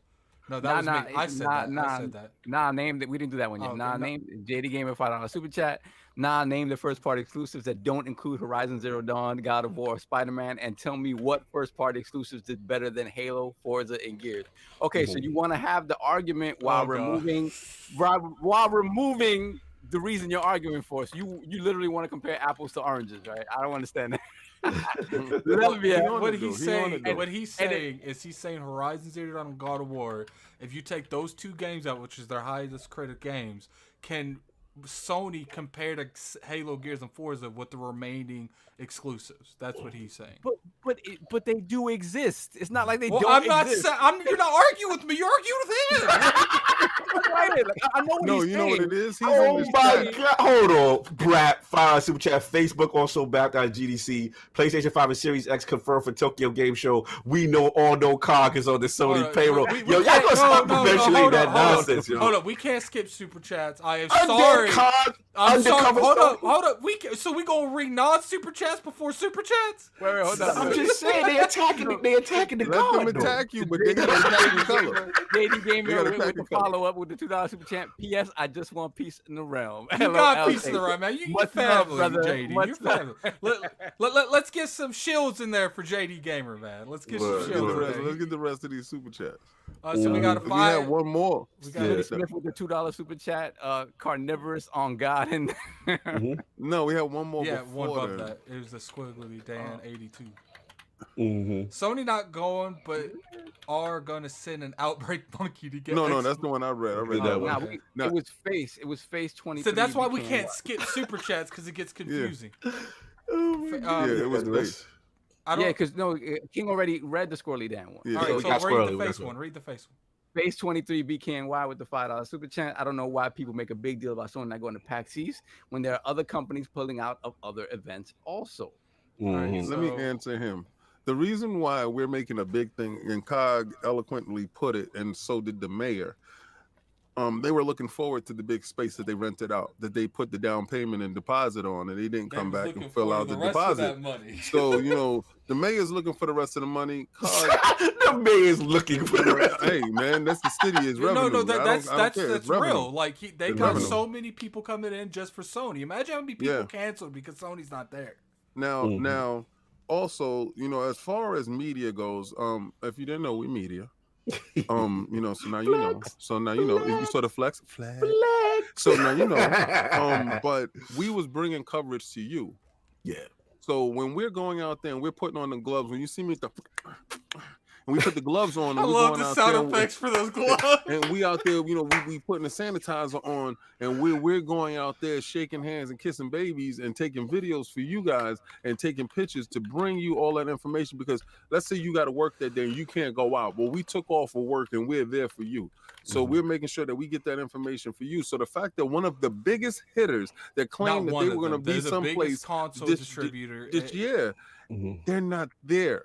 With the biggest game you want to play. You want to play The Last of Us Part 2, just like me. I don't care what anybody says. That game is highly anticipated, and we would have got you a different kind of take on it, different kind of information, opposed to the information that they're hand feeding you. We're going to give you the real, the uncut. Let's be real here. The only reason they're getting hit like they are is because they pulled out of E3. If they were still going to E3, no one would be saying nothing. And to Madz' point, because I saw Madz' tweets earlier, it has been a while since we've gotten Sony information. So I think it feels like it's feels like nothing but bad news on top of bad news. It seems like every time we're not getting something, we're not getting something. Let's get these super chats. So we got a $2 super chat from Smitty Smith. I want you to read that, King. Let's go. $2 super chat from Smith. I don't even see it. I got it. Carnivorous on God in them. Chris Hughes, see you with the £2 super chat. I could sell you PAX biohazard suits. King, there you go, King. Get you a suit. Who's got Philly Eagle? Philly Eagle? I got $5 super chat from Philly Eagle. As the biggest Anthem fan here, first off, I'm going to have to fraud alert while I'm reading this. Game sales don't always equal a good game. Anthem outsold many so-called good games, just keeping it 100 subjectively. I agree with you there. I'll take back the fraud alert. I already did it, but I'll take it back. Shout out to Stitch. You got Stitch? Yeah, 66.99. With the final super chat question: what if Sony just holds back for their preview event just because they don't have enough to show fans? But how long are we going to run with this narrative that they keep missing events because they have nothing to show? Like, and that should scare the hell out of you because they ain't got no games then. That should scare the hell out of you. That should scare you more than a carnivorous virus. That should terrify you more than anything else, that they have not opened their mouth yet. Don't and they you love still how got you thinking that you're going to put your money down. Don't you love how King's always saying, this is just gaming, you guys, but the carnivorous virus, gaming's above that. It's above that. Okay, so first I want to say is get that Brap though. One of the biggest, because I got to work for Brap. I got to work for Brap right now. Get it for Brap. We got a $5 super chat from Brap. King hit Cog with that like. Cog just got that Sony bonus. New PS4 Pro lifetime subscription to PS Plus now. ILP showing up to PAX wearing a power armor suit. You know what, Brap? Since you put that color in, I'll give him the fraud alert for you because I was the one controlling that. They out here spreading this pony stuff on me. They doing all type of saying I got deals behind the scenes. We got a $2 super chat from JD Gamer. Cog is a triple changer. He might be a triple changer. Remember the Decepticon triple changer? About him, right? He might be a triple changer. So we got a $2 super chat from JD Gamer. Krona is gonna mix with that H1N1 and get us The Last of Us. Listen, we've been on this for a minute, man. At the end of the day, we got to move on. But listen, it is what it is. There's people that are upset. I get it. There's companies that did show up. I completely understand that point what Madz is saying. And, as far as not fear-mongering and stuff like that. But at the same time, I do understand the sentiment of a company trying to protect their employees. So hopefully they do announce an event. Hopefully they do a live stream. Hopefully they do something just to show a little fan favor during this period of not having to see them in a long time. But before we move on, Cog for president 2020. That was the most political answer that you could ever give. Cog for president. Before we move on, thank you all 255 people watching this live. Yes, definitely hit that like button if you guys don't mind. Subscribe for weekly shows. We've been here doing this for a while. So if you ain't subscribed, definitely go down and hit that subscribe button. Yeah, man. So we're gonna move on to that next. You hit that topic button, Addict. Yes. Our new feature. I hit it. And you didn't tell me last time. So my bad. I was on it, man. You don't have to remind me to do my job. Co-host with the co-host. Ooh. No doubt. So look, man, we're gonna get right into it. So this is kind of like a little double feature. I'll be quick. Xbox Series X, man. So they're back in the news. And so it looks like, shout out to my boy Tom Warren, senior editor at The Verge. And he was asked on Reset Era, when do you think the Xbox Series X reveal will be? And the question was at E3, because most people assumed it would be there. And he said no, before E3. So that's the initial word. The rumors right now circulating is that the PlayStation 5 reveal will be in March, which is next month, and that Microsoft will be in April. So that's the latest rumors right now. We're going to talk about that. And then the second part, this is to King. King brought this to my attention. We're going to talk about some spatial audio stuff, man. So it looks like at GDC, there was a little panel going on that San Francisco talked about. It's called Building Audio Gateways with Immersive Worlds with Spatial Sound. So at first, just saying like a basic title. It didn't sound like anything crazy. But it looks like Microsoft will be announcing some type of hardware and some type of audio features. And pretty much what it says is that through their middleware partners, they kicked off a revolution with Spatial Sound that turns any pair of headphones into a multi-dimensional gateway to another world. Let me just read something real quick in the chat. JD Gamer says, IOP, let us know what they do with all that Sony space. Do they leave it empty, put Kool-Aid in it? Let us know what they do with it. So we'll definitely tell you when they come back. See, I got the headsets ready for, the Microsoft new spatial techniques that they're going to be putting out there for the heads. They said anyone, so this is going to be a high brand soon. So I want y'all to get down with me, with the new, what did we say that's coming in hot? Yeah.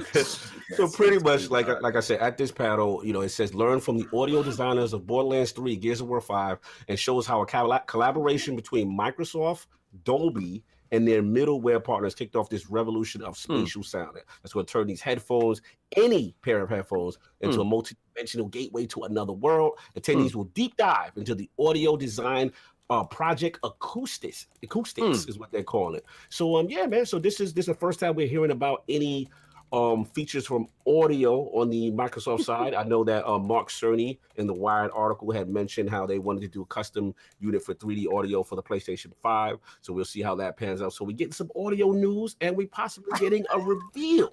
So I want to bring in what that they do. Kingdom, shout out for the $2 super chat. Come March, Sony said we pulling it out of our own event. Wow. Listen, so we're gonna bring this back to the Lord. Shout out to the Lala HD in the realm. Yeah. So what I was gonna get you about with this news about April, being a reveal. What do you feel about that? And then also, does this tech, because you are the tech lord of LordsOfGaming.net, what does this tech excite you about spatial sound? Xbox Series X. Lord Madz. Yeah, I mean, any new tech excites me. so that stuff as well. Yeah, let's start with the actual event. Well, this is nothing really new because I get that there were now Tom Warren came up with this whether that was tweet or something like that.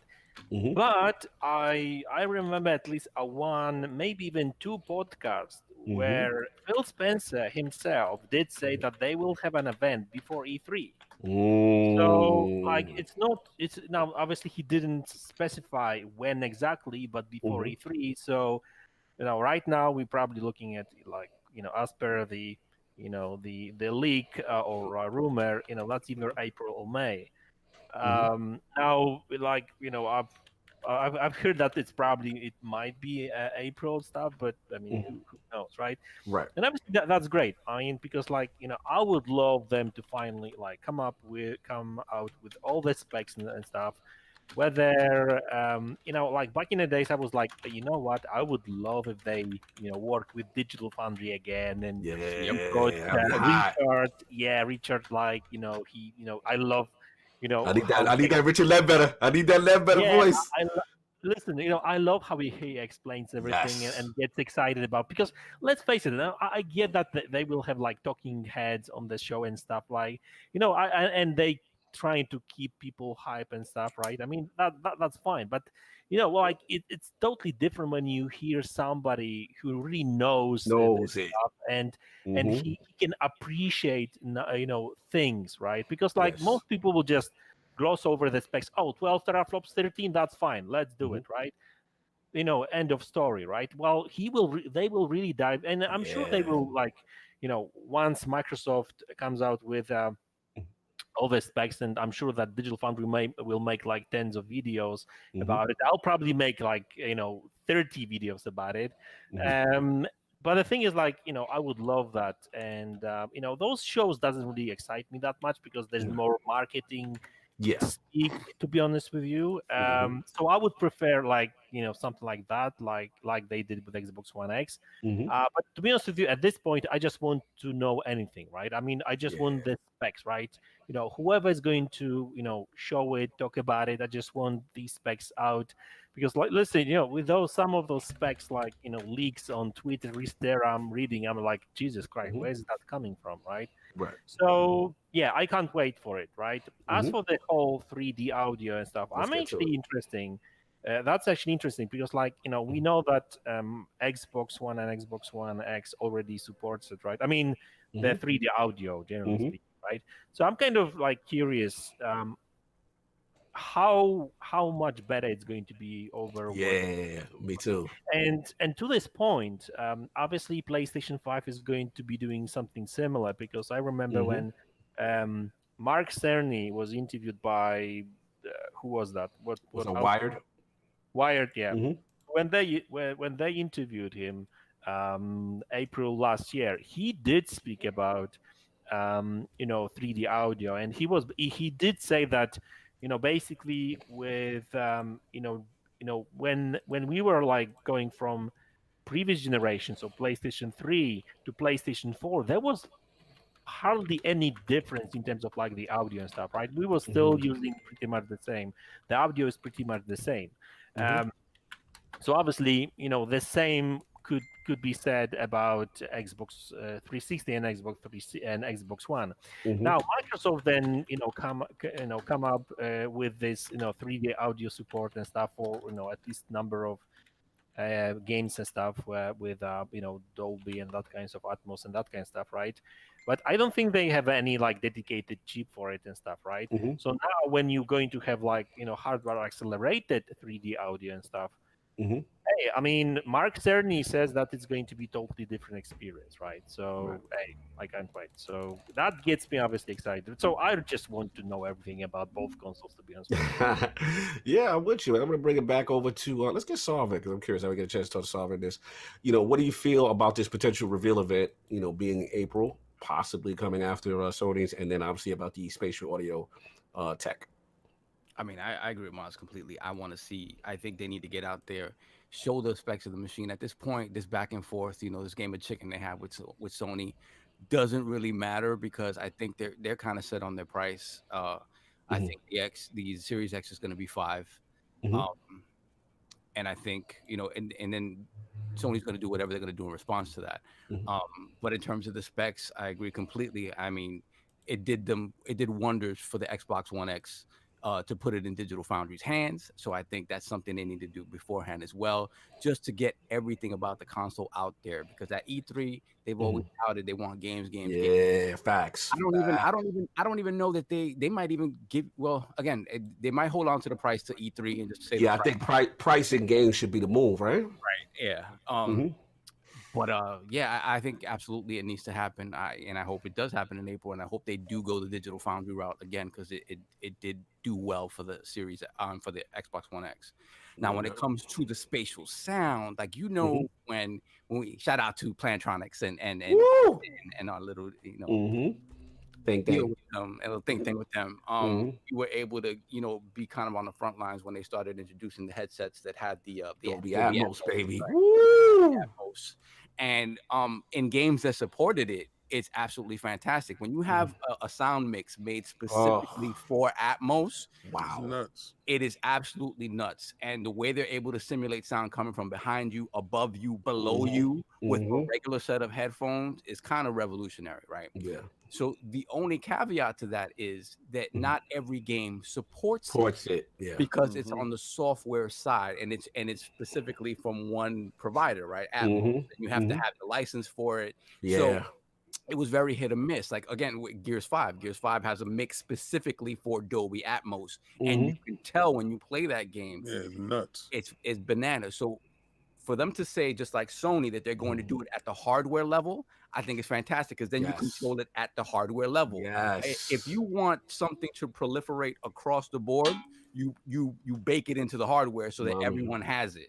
Right. Let's get that. Who did that for you in the chats? Let's get that. Because Phil Dominus. Just shout out to Phil Dominus Maximus Spencer, sir, for showing his petty.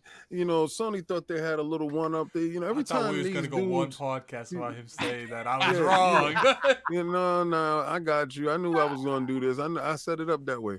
But shout out, to Phil Dominus Maximus Spencer showing his petty, letting people understand and know that who's in control is the Isotola, the controller. He is doing what he got to do. So anytime, you know what he's doing. Like he's telling you, these dudes is thinking, okay, we got sound, we got that immersive sound. You know what Phil said? Phil said, pull up with your headset, we got that on deck.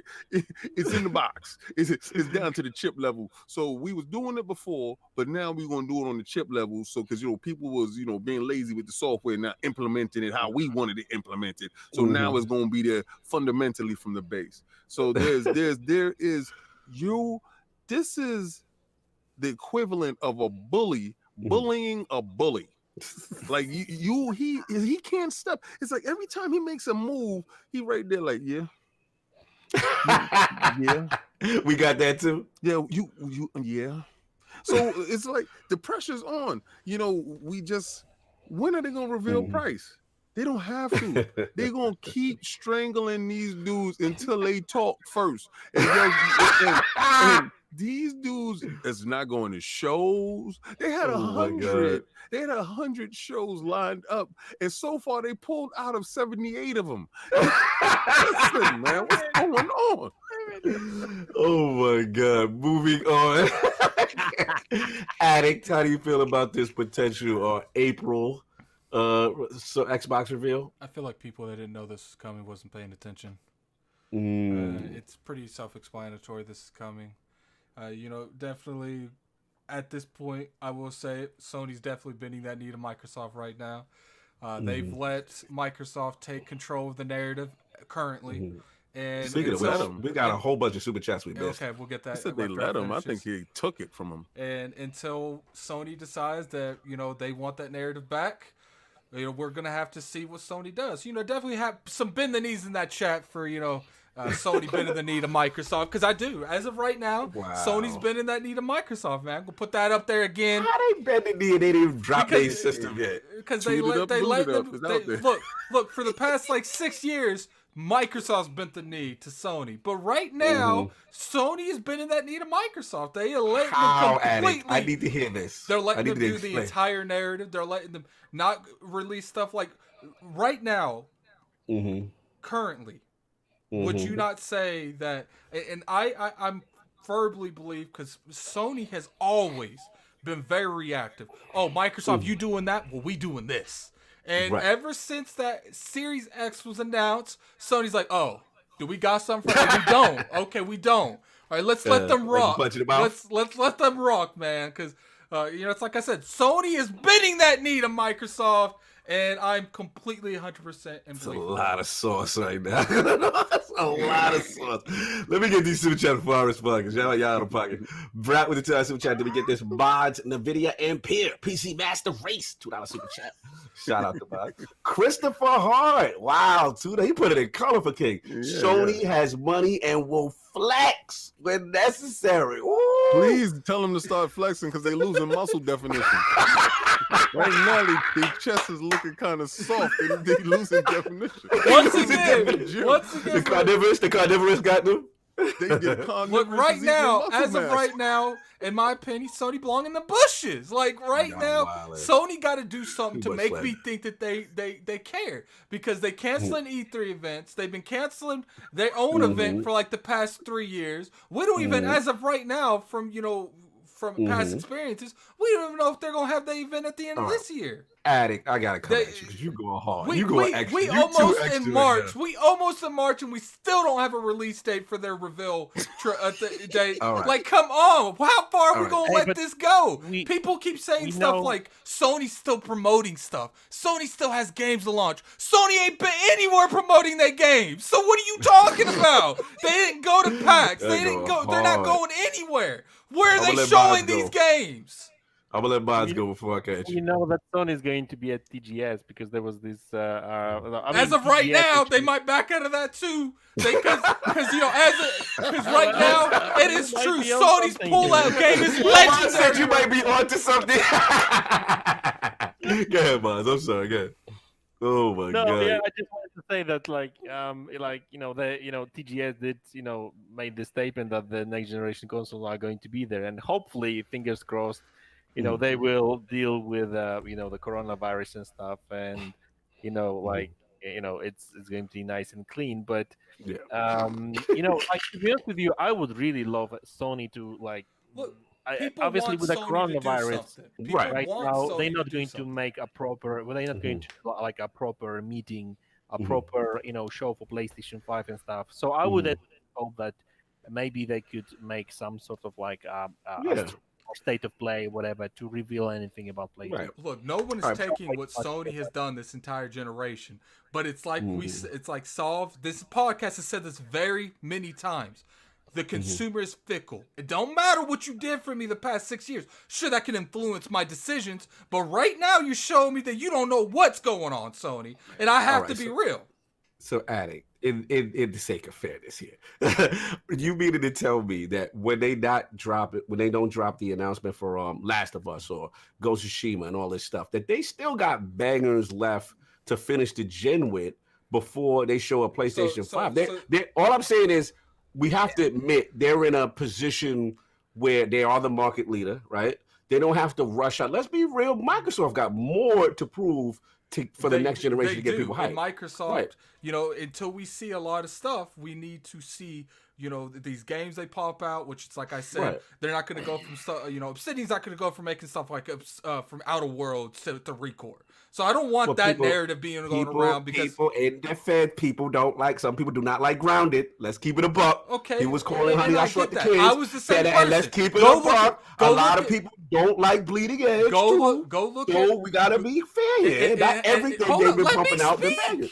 Well, I said from the start, I don't like Grounded. I don't like this. But, at the end of the day, we have to see what the majority of the studio is going to make. I really don't like Hellblade. I'm going to try it again. But you don't see the quality drop. When it comes to South Park, they made that great game. Well, they made the Pillars of Eternity. I'm not the biggest fan, but apparently Death would give his kidney for that game. So they do have a following.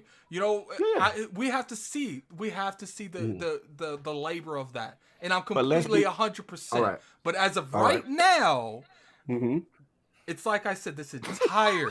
Yo, I gotta get this Smitty Smith. Is there something about on the Maury show talking about I'm not the father I pulled out. I got JD Gamer. I'll find out super chat. I hope Microsoft waits to announce price so we can see Sony dance some more. Let's just hope many events they're willing to pull out of waiting on Microsoft. Look, man, y'all acting like, oh man, it's more super chat. Shout out to 108 Dragon TV, Block Brother in the building. Kingdom, King Wild, Jim and Phil playing Dance Central. All right, that was good. That was good. I gotta bend the knee to that super chat, man. I gotta bend the knee to that super chat. Yo, they said they playing Dance Central. They savage. Yo, shout out to 108 Dragon TV. Sony looking like Deontay Wilder right now. No one is saying that Sony hasn't proven themselves. But all I'm saying right now is there's different factors than when they were on that top of the game. We have an entire change of anarchy. None of them are pretty much exactly where they were through the whole PlayStation 4 thing. You have a company that used to be on top of everything Microsoft done, and they've went crickets for 3 months. Sony is bending the knee to Microsoft. I don't care what you say. Does this lend to the credence of this is a whole new Sony? I mean, let's when are we gonna realize this is not the same dude? He's just a kid wearing the emperor's clothes. He's boots and shoes too big to fill. I mean, other individuals that helped build the brand are no longer there. They formulated a culture, and it's no longer there. The structure and the hierarchy has changed. It would have been hella high water for them to pull out of any of these important shows. A lot of times they would never let a narrative rock at all. They will stop it flat. When Gears' Metacritic score came out, they're like, people are celebrating this game. How about this Last of Us trailer coming out Thursday? It looks weird and spooky to me when you allowing Microsoft to fan the flames, and they're getting a bonfire going, and I don't know how you come back for it. And listen, as far as what Madz I'm not going that far. This is King's perspective, not Addict's. Listen. When Madz said that there'll be next generation consoles, that you said a GDC, a TDC, a TGS. Fraud alert for King. God alert. No, well, I mean, I'm just saying the Tokyo Gaming Show. And you got to say the names because a lot of dudes is like TGS. What the hell is that? But you got to say Tokyo Gaming Show. Maybe it's just Microsoft showing both consoles, and Sony's not even there. The next generation consoles can consist of one company bringing their consoles. Oh, come on, King. I don't believe that Sony is not going to show. I thought they wasn't going to show it back. But look, hold up, Madz. Let's be realistic here. Like, obviously, this is a fan thing.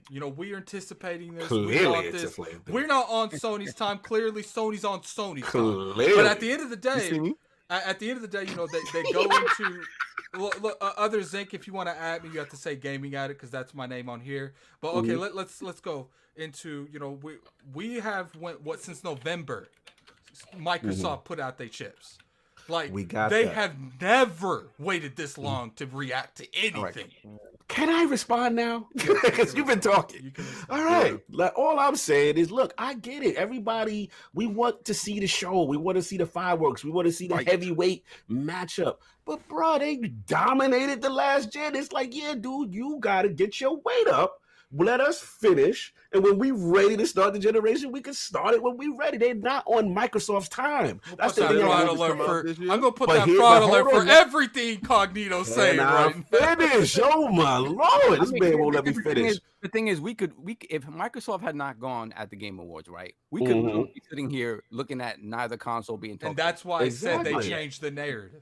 But which was fantastic by Microsoft. That's what they needed to do. You punch them in the mouth and you say, yo, this year is different, my guy. I get where y'all at. All I'm saying is the show ain't start yet. And my thing is, y'all acting like if these dudes do a surprise announcement, show the logo and show the system on Twitter, they can literally show the system on Twitter. And then the net would break. Everybody, like, oh my God, they killed. You know why? Because the net is sitting here waiting for them to do something. But that's the point. You just proved my point. Everyone is so thirsty. We getting mad at logos. We like, yo, that's all you doing? Until they show that system. It's so fever pitched. Until they show that system. Logos and cars. Until they show that system to Attic. Attic gonna be on his stuff. Look, Sony been in the need of Microsoft. I'm saying that till they show that system. Killing me right now. Yo, Dizzy, LordCognito is now an S+ level Sony pony. Stitch, Cog is on that Sony. You know what? You know what, King? King, I think that list was onto something. Listen, all I'm saying, it's like Drake. We could sit here and be mad, you know what I'm saying, that we ain't get his new album, but we know damn well when he sneak dropping, we copy. Like the anticipation is going to be high. They've afforded themselves that based on the dominant and the success they had. Will Drake run the risk of other people moving on and not copying his album? But because the name is so big. The name is so big right now. Until they drop something and put the banana peel in their tailpipe and we can laugh. We're like, oh, nah, that's not it. We be like, that's not it, Drake. You know what I'm saying? Then I'm with y'all. But until they drop, we gotta chill. That's Drake. Let's get these super chats quick. So I just want to say this to Cock, right? Yeah. So what you're doing is taking a wait and see approach. Let them slip up and bust their forehead open, wide open. That's what I'm saying. Yeah, right. Then I could be like, yo, they looking spooky now. Microsoft got them shook. Cognito isn't shook. That's what I'm saying. Cognito doesn't care about their size. He wants them to trip first, then he'll say something. I don't care what they do. My thing is, let's see what they do first. There's got to be a fight before this fight. Yeah, they don't fight yet. They out there, yo, you ain't show up, yo. King, get that restored Hades $10 super chat. King, that's all you. Okay, good. Me? Yeah, $10 Hades. All right, King's right. All I have to do is wait. Sony has bent the knee because they relinquished the price. Until they relinquish the price to Microsoft, Xbox is in position to set the pace for the next generation. Sony losing their spine. You know what? I think this is just today's show brought to you by Sony. You stupid Stitch. Yeah, I really think it's a different Sony, and it has me worried. You know, you ain't worried. Fraud alert right now. Add it. Press the button on it. I already did, man. I'm all right. I'll put it on myself if you think if you think this is necessary. Fraud. But what I'm telling you is this, right? I don't like. I'm used to a company, this company moving in a different fashion, you know, and we joke a lot and stuff like that. But I'm used to when Microsoft makes a move, Sony is doing the bullying.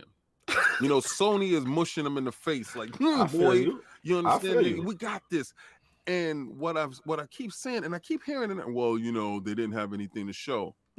Does that concern you? Like, they're pulling out of these shows and they don't have anything to show, and this is the narrative, but nobody is ringing the alarm. No, listen, King, I'm with you on the fact that there are factors here that you're saying is valid, right? New leadership. You affectionately call him Jim Dance Moves Rhymes, right? We gotta see. Now, I agree. To this point, they have not acted like the typical Sony we have used to seeing for the past generation, right? Which is tit for tat. Petty, right? We agree on one thing, that the Xbox Series X might not have scared them, but it caught them off guard. Yes, I would agree with that. I will meet you in the middle there. I know Key ain't going nowhere to the middle, but I'll meet you right there. Cog, no, I'm gonna meet Cog in the middle in this, right? Pause. I think that Sony's vegan now. They don't want beef. Yo, shout out to John the B. He said, "I'm worried that King is worried. Like, are they okay? Has anyone checked them?" Let's get these super chats. Because we got a $5 super chat from JD Gamer. The problem is that Microsoft said they will be bold, and they're coming out throwing bolos left, right, and center. And Sony just had their eardrums blown out bloody. Wow. Yo, wait, did we get 108? We get 108. No, we got Stitch. Today's show brought to you by Sony. Yo, let me get 108. 2000. Sony is the market leader, so take the damn lead. I feel it. We got JD after that. You got the $5. So we got a $5 super chat from JD Gamer. Sony will not reveal specs before Microsoft, and certainly not price. They are afraid of this Microsoft. This Microsoft is Hungry Bear, and Sony is lunch. Wow. JD is lit. JD lit, bro. We will have to bend the knee to that super chat. I'm gonna have to bend the knee to that. It was good, man. You know what? I'm looking at it. And I'm seeing things, and I'm just shaking my head, because normally certain things should be. I mean, okay, if you have Ghost of Tsushima coming, and you have Last of Us, right? You got bangers you sitting on the old generation. It could really be the best end of a generation we've really ever seen. Like, no, in the best beginning of a generation, right? Because listen, those games, and I'm sticking on this part. I'm not giving you my knee, Sovereign, because I believe that these games will be backwardly compatible only when you swipe your card, and you're gonna have to buy those enhanced versions of those games for the next generation. Gonna be a PS5 version of those games. They don't have. I don't put it past them. I mean, I don't think they have games. So hold on. Are you bending the knee right now to stop? But all right, but King, even if they don't have games, we could easily say, yo, they can make Last of Us 2, add faction modes and a multiplayer, up res, and charge dudes and still be Gucci. They're gonna do that. But that would be fine. They could literally 4K60. drop one PlayStation 5 exclusive, the rest cross-generational upgrade games of Last of Us, Ghost of Tsushima, or whatever. And Dream. They're gonna put Dreams in 4K 60 so they can really dream better, because I've been playing it, and those are nightmares to me. I'm good. Real quick, let me get the last point, because I didn't even get a chance to talk about the audio because Attic wouldn't let me finish. But anyway, look, I'm with Madz. I'm excited about the tech. Like King said, as far as Dolby Atmos and stuff like that, like, to me, listen, man, that feature is amazing. When it's supported, it was probably some of the best things that we have ever heard in gaming. And then I want to shout out Hellblade too, because Hellblade is the best. It creeped me out too much. It's the best use of audio I have ever had in a game. And that was not using Atmos. If you're unsure if you have mental issues, play the game for 15 minutes. If you can't play it, you might need to go get seen. You know what I'm saying? So it just excites me for something like Hellblade 2. Could you imagine Hellblade 2 with that level of audio, for some fidelity and just like the immersion? Like, there's so much to it. So for me, you got it. I've played a lot of atmosphere games, a lot of atmosphere games, and it was so real that I had to turn the game off. I still have not beat that.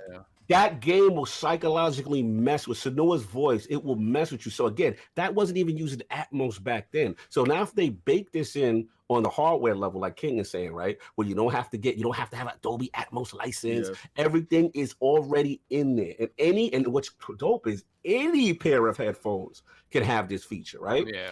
That to me is super exciting. The hottest features in next gen is this: them CPUs with them frame rates. Thank God. Because then I can get off my PC and play Destiny over on the Xbox Series. You know what I'm saying? Number 2. King, you got to read that $5. Yo, he is out of control right now. I got bend the knee. Go ahead. So we got a $5 super chat from JD Gamer. What happened to an old dog that you can't teach new tricks?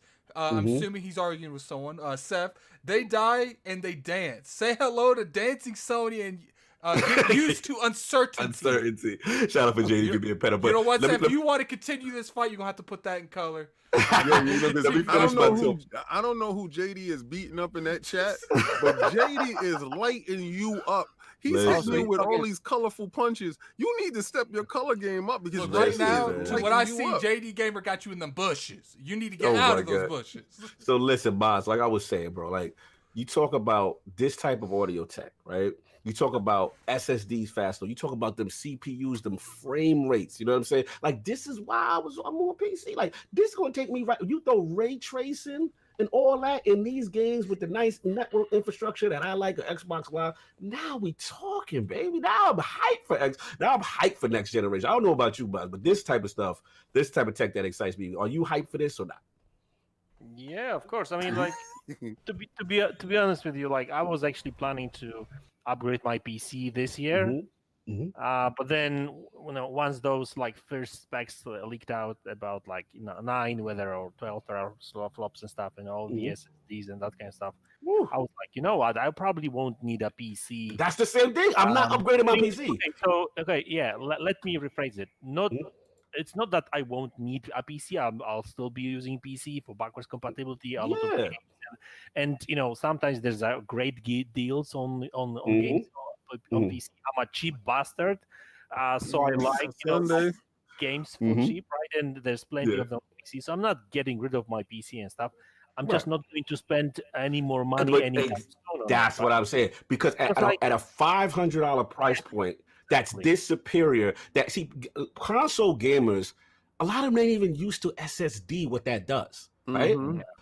There's so many features that a lot of PC games. Shout out to Brap, everybody in here. You know what I'm saying? That are PC game. Like you see it. That's why it's so hard for us to be like, yo, I'm gonna play Destiny over there with you. Yeah, okay. You know what I'm saying? Because we know what we're doing over here. With I'm definitely guilty of that. Yeah. So yes, Jonathan B, I'm Millie rocking. You know what I'm saying? Because I know what that level of fidelity and all that does. So now you put that on console with the infrastructure that I like. Because my only beef with PCs, I don't like their network infrastructure. Yo, join my Discord. Yo, this game got chat. Okay. Yo, this game don't got chat. Right. Like I don't like that. I like a simplified interface.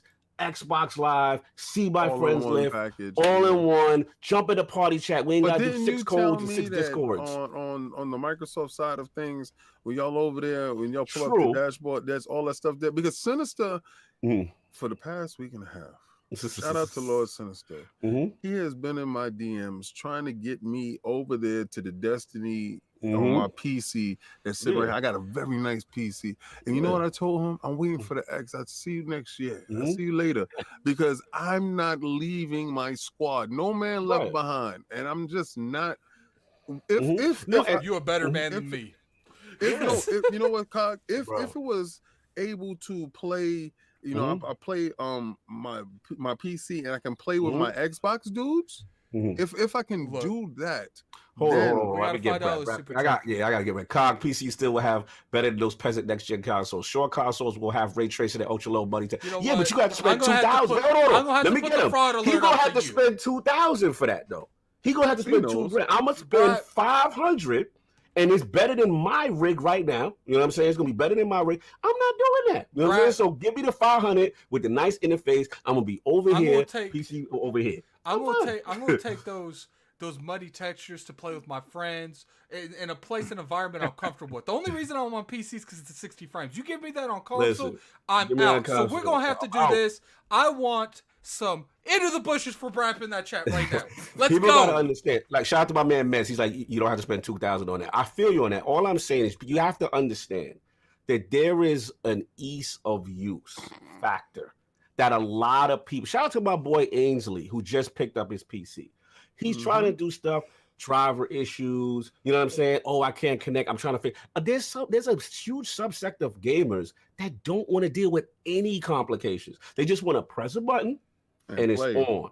That's it. So that's what I'm trying to say. So if now my Series X or my PlayStation 5 is superior to my rig, which is better than a medium, then that makes it easy for me. And for 500, I'm in. At the end of the day, when you have I've been in parties. Cog, what GPU do you have? I got an i9 CPU, the highest joint 77, whatever, and I got a 1070 Ti. He's good even with next gen. I'm good out here. So stop pocket watching me, brat. My point is, I'm out here, and that Series X is smashing that. So let's go. Okay, you're in a party with Xbox, PlayStation people, and the game crashes. They go at that game. Well, this shouldn't happen. You're in a party with PC people and the game crashes. It's like it's normal. No, man, that sucks, man. Go and reboot it because it is normal. Cognito, how often am I telling you, man, Destiny just crashed? Got to reboot it. And here's my thing. Why I gotta join 15 people Discord just to play? I hate that. Why, like that. Yo, join my joint. Like you already know how I feel about the Discord, so automatically. Nah, my Madz, the 1070 Ti ain't crushing next gen. Stop it. Stop. You PC fanboy too hard, and I like PC fans. Stop that. We gonna get to it. But at the end of the day, there's a huge amount of people that don't want to deal with PC issues. Sometimes they just want to press the button. Let's get some fraud alerts in that chat for these PC people. Let's get some fraud alerts. But I'm gonna say this, but shout out to PC for one. They're gonna move the goalpost yet again very soon, right? They're gonna, you hear Brad talk about Ampere. Ampere is real. Right, those RTX 3000 series cards are real. They're coming. And then let's see how real the price is when we add all that up together. The price is going to be ridiculous. Real? They acting like they gonna get that for $5. That's all I'm saying. The last point, Madz. People gotta understand the value proposition here.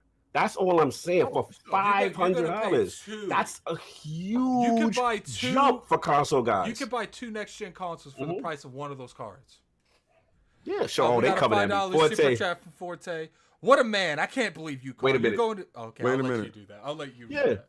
He said you're gonna turn your back on the system that gave you all this enjoyment over the last year, Lord. Listen, I'm going where the game's at. Fraud alert again. I'm going where they take care of me, brother. That's where I'm at. You know what I'm saying? And last I heard, Destiny got cross-platform play. So I could take my man wherever he at. So if you go over there,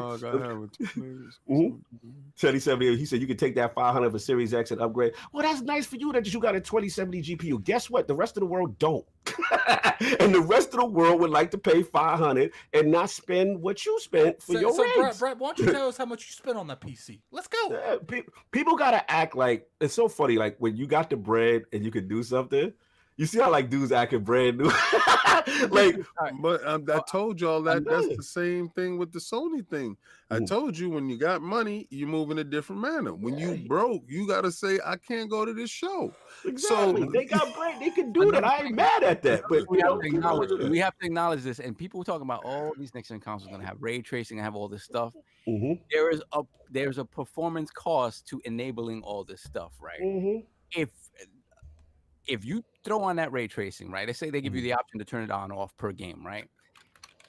Your frame rate's dropping.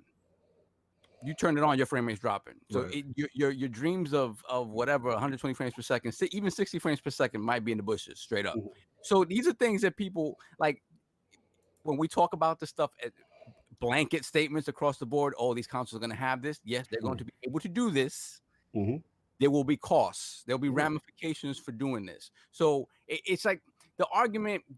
It's the same argument that's been going on for decades, right? And it's going to continue to go on in the same way, right? The value proposition is absolutely 100% there. It really is. The thing is, the PC is the platform that gives you the most options. Period. Of course. And I don't think it'll never be when you're having this conversation. Overall, it never becomes the dominant platform for that reason, right?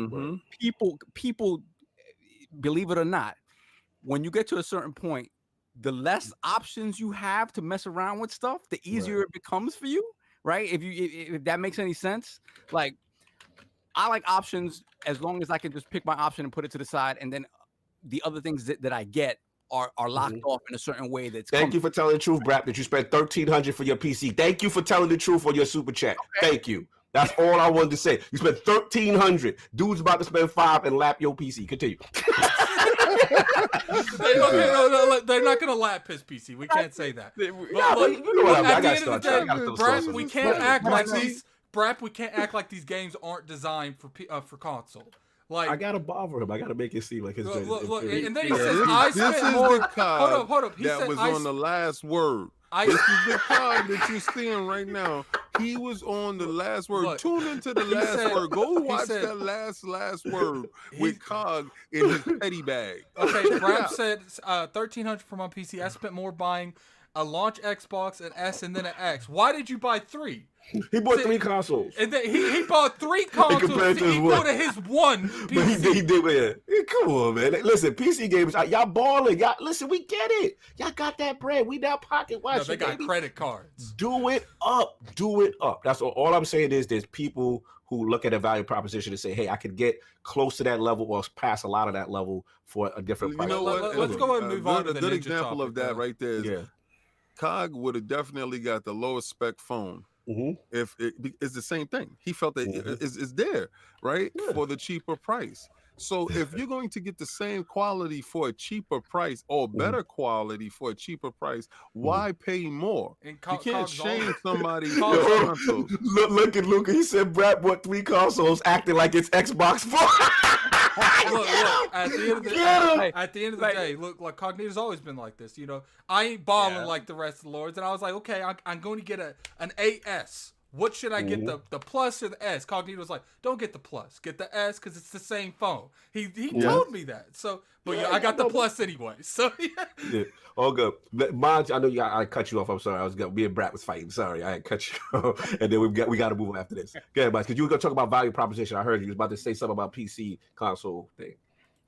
Because like somebody started talking about the Ampere and stuff, right? I mean, like, those new cards are coming and stuff, right? But like, I've heard rumors that the Ampere is going to be like, 850 millimeters, like square or something like that. That's like huge. It's gonna be huge. So I mean, the chip is going to be expensive. The cooling system is going to be expensive, etc., etc. So we're not talking about like $500, $600 card, probably $1,000, maybe even more, because that's how much Nvidia is charging.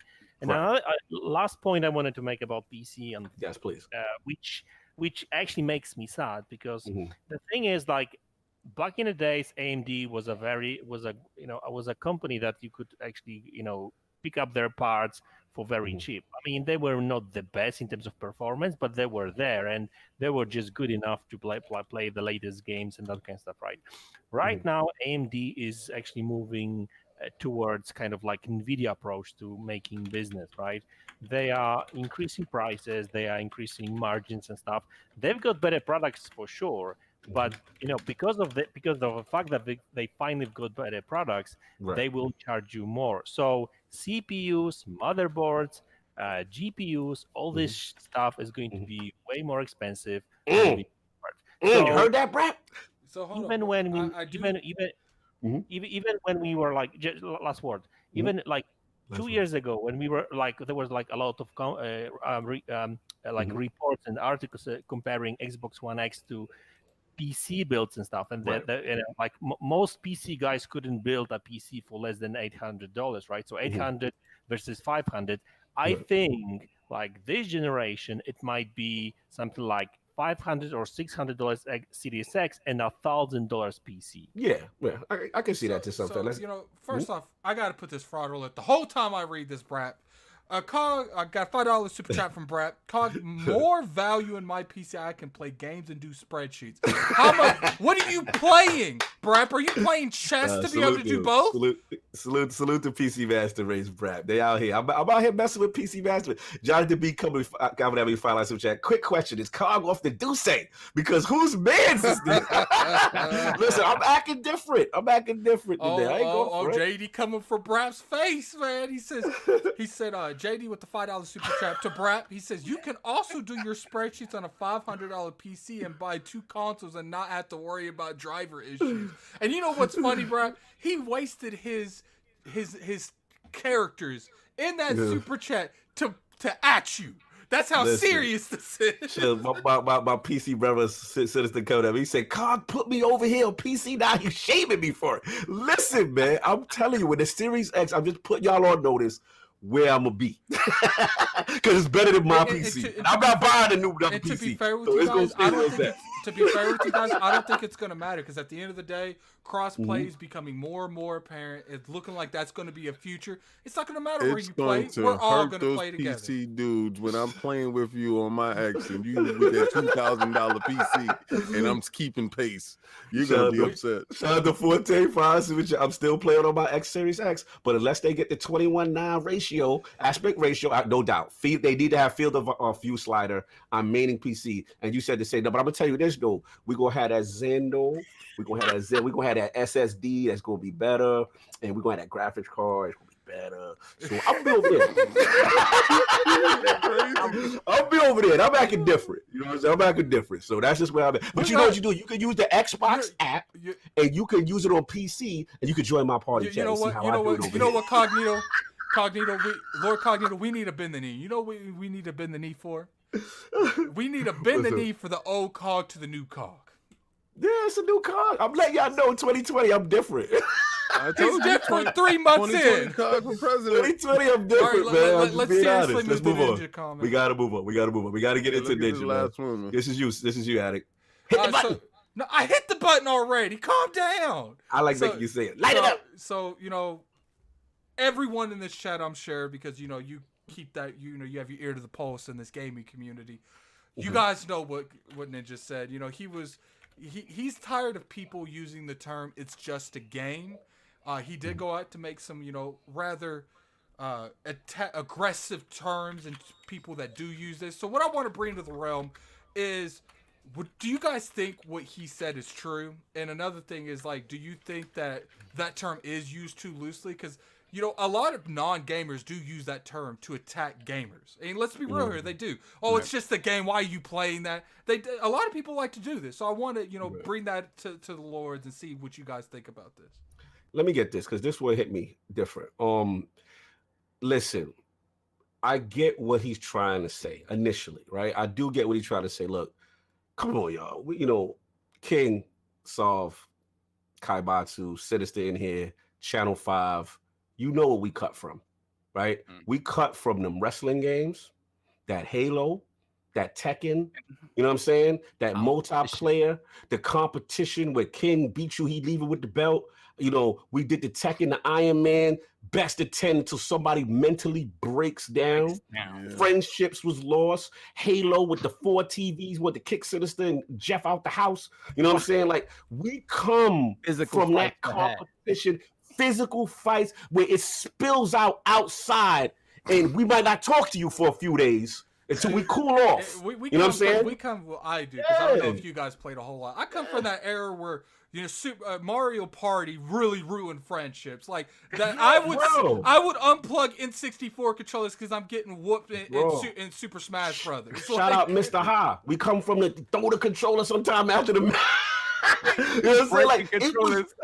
Bro, it was real. When Jamie beat me one year in Tekken, I didn't want to talk to him for 2 days. I was like, I got to get my title back. It was that level of competition. You know what I'm saying? So we cut from that cloth. Ken Tang forever. You have to explain the Tekken thing, Cog. You have to explain it, because the way we did the Tekken, right? In order to determine rankings, right? We already kind of went in with a set thing of who's better than who, whatever, and the way it broke down was usually Cog first, Kaibatsu, then me, then it was then King. I know King broke off for a little bit, and then we had so the thing is, the way you determined rankings was you had to beat the guy that was vying for your spot. You had to beat him by 10 matches. So we would do Iron Man matches. Think about how crazy we were.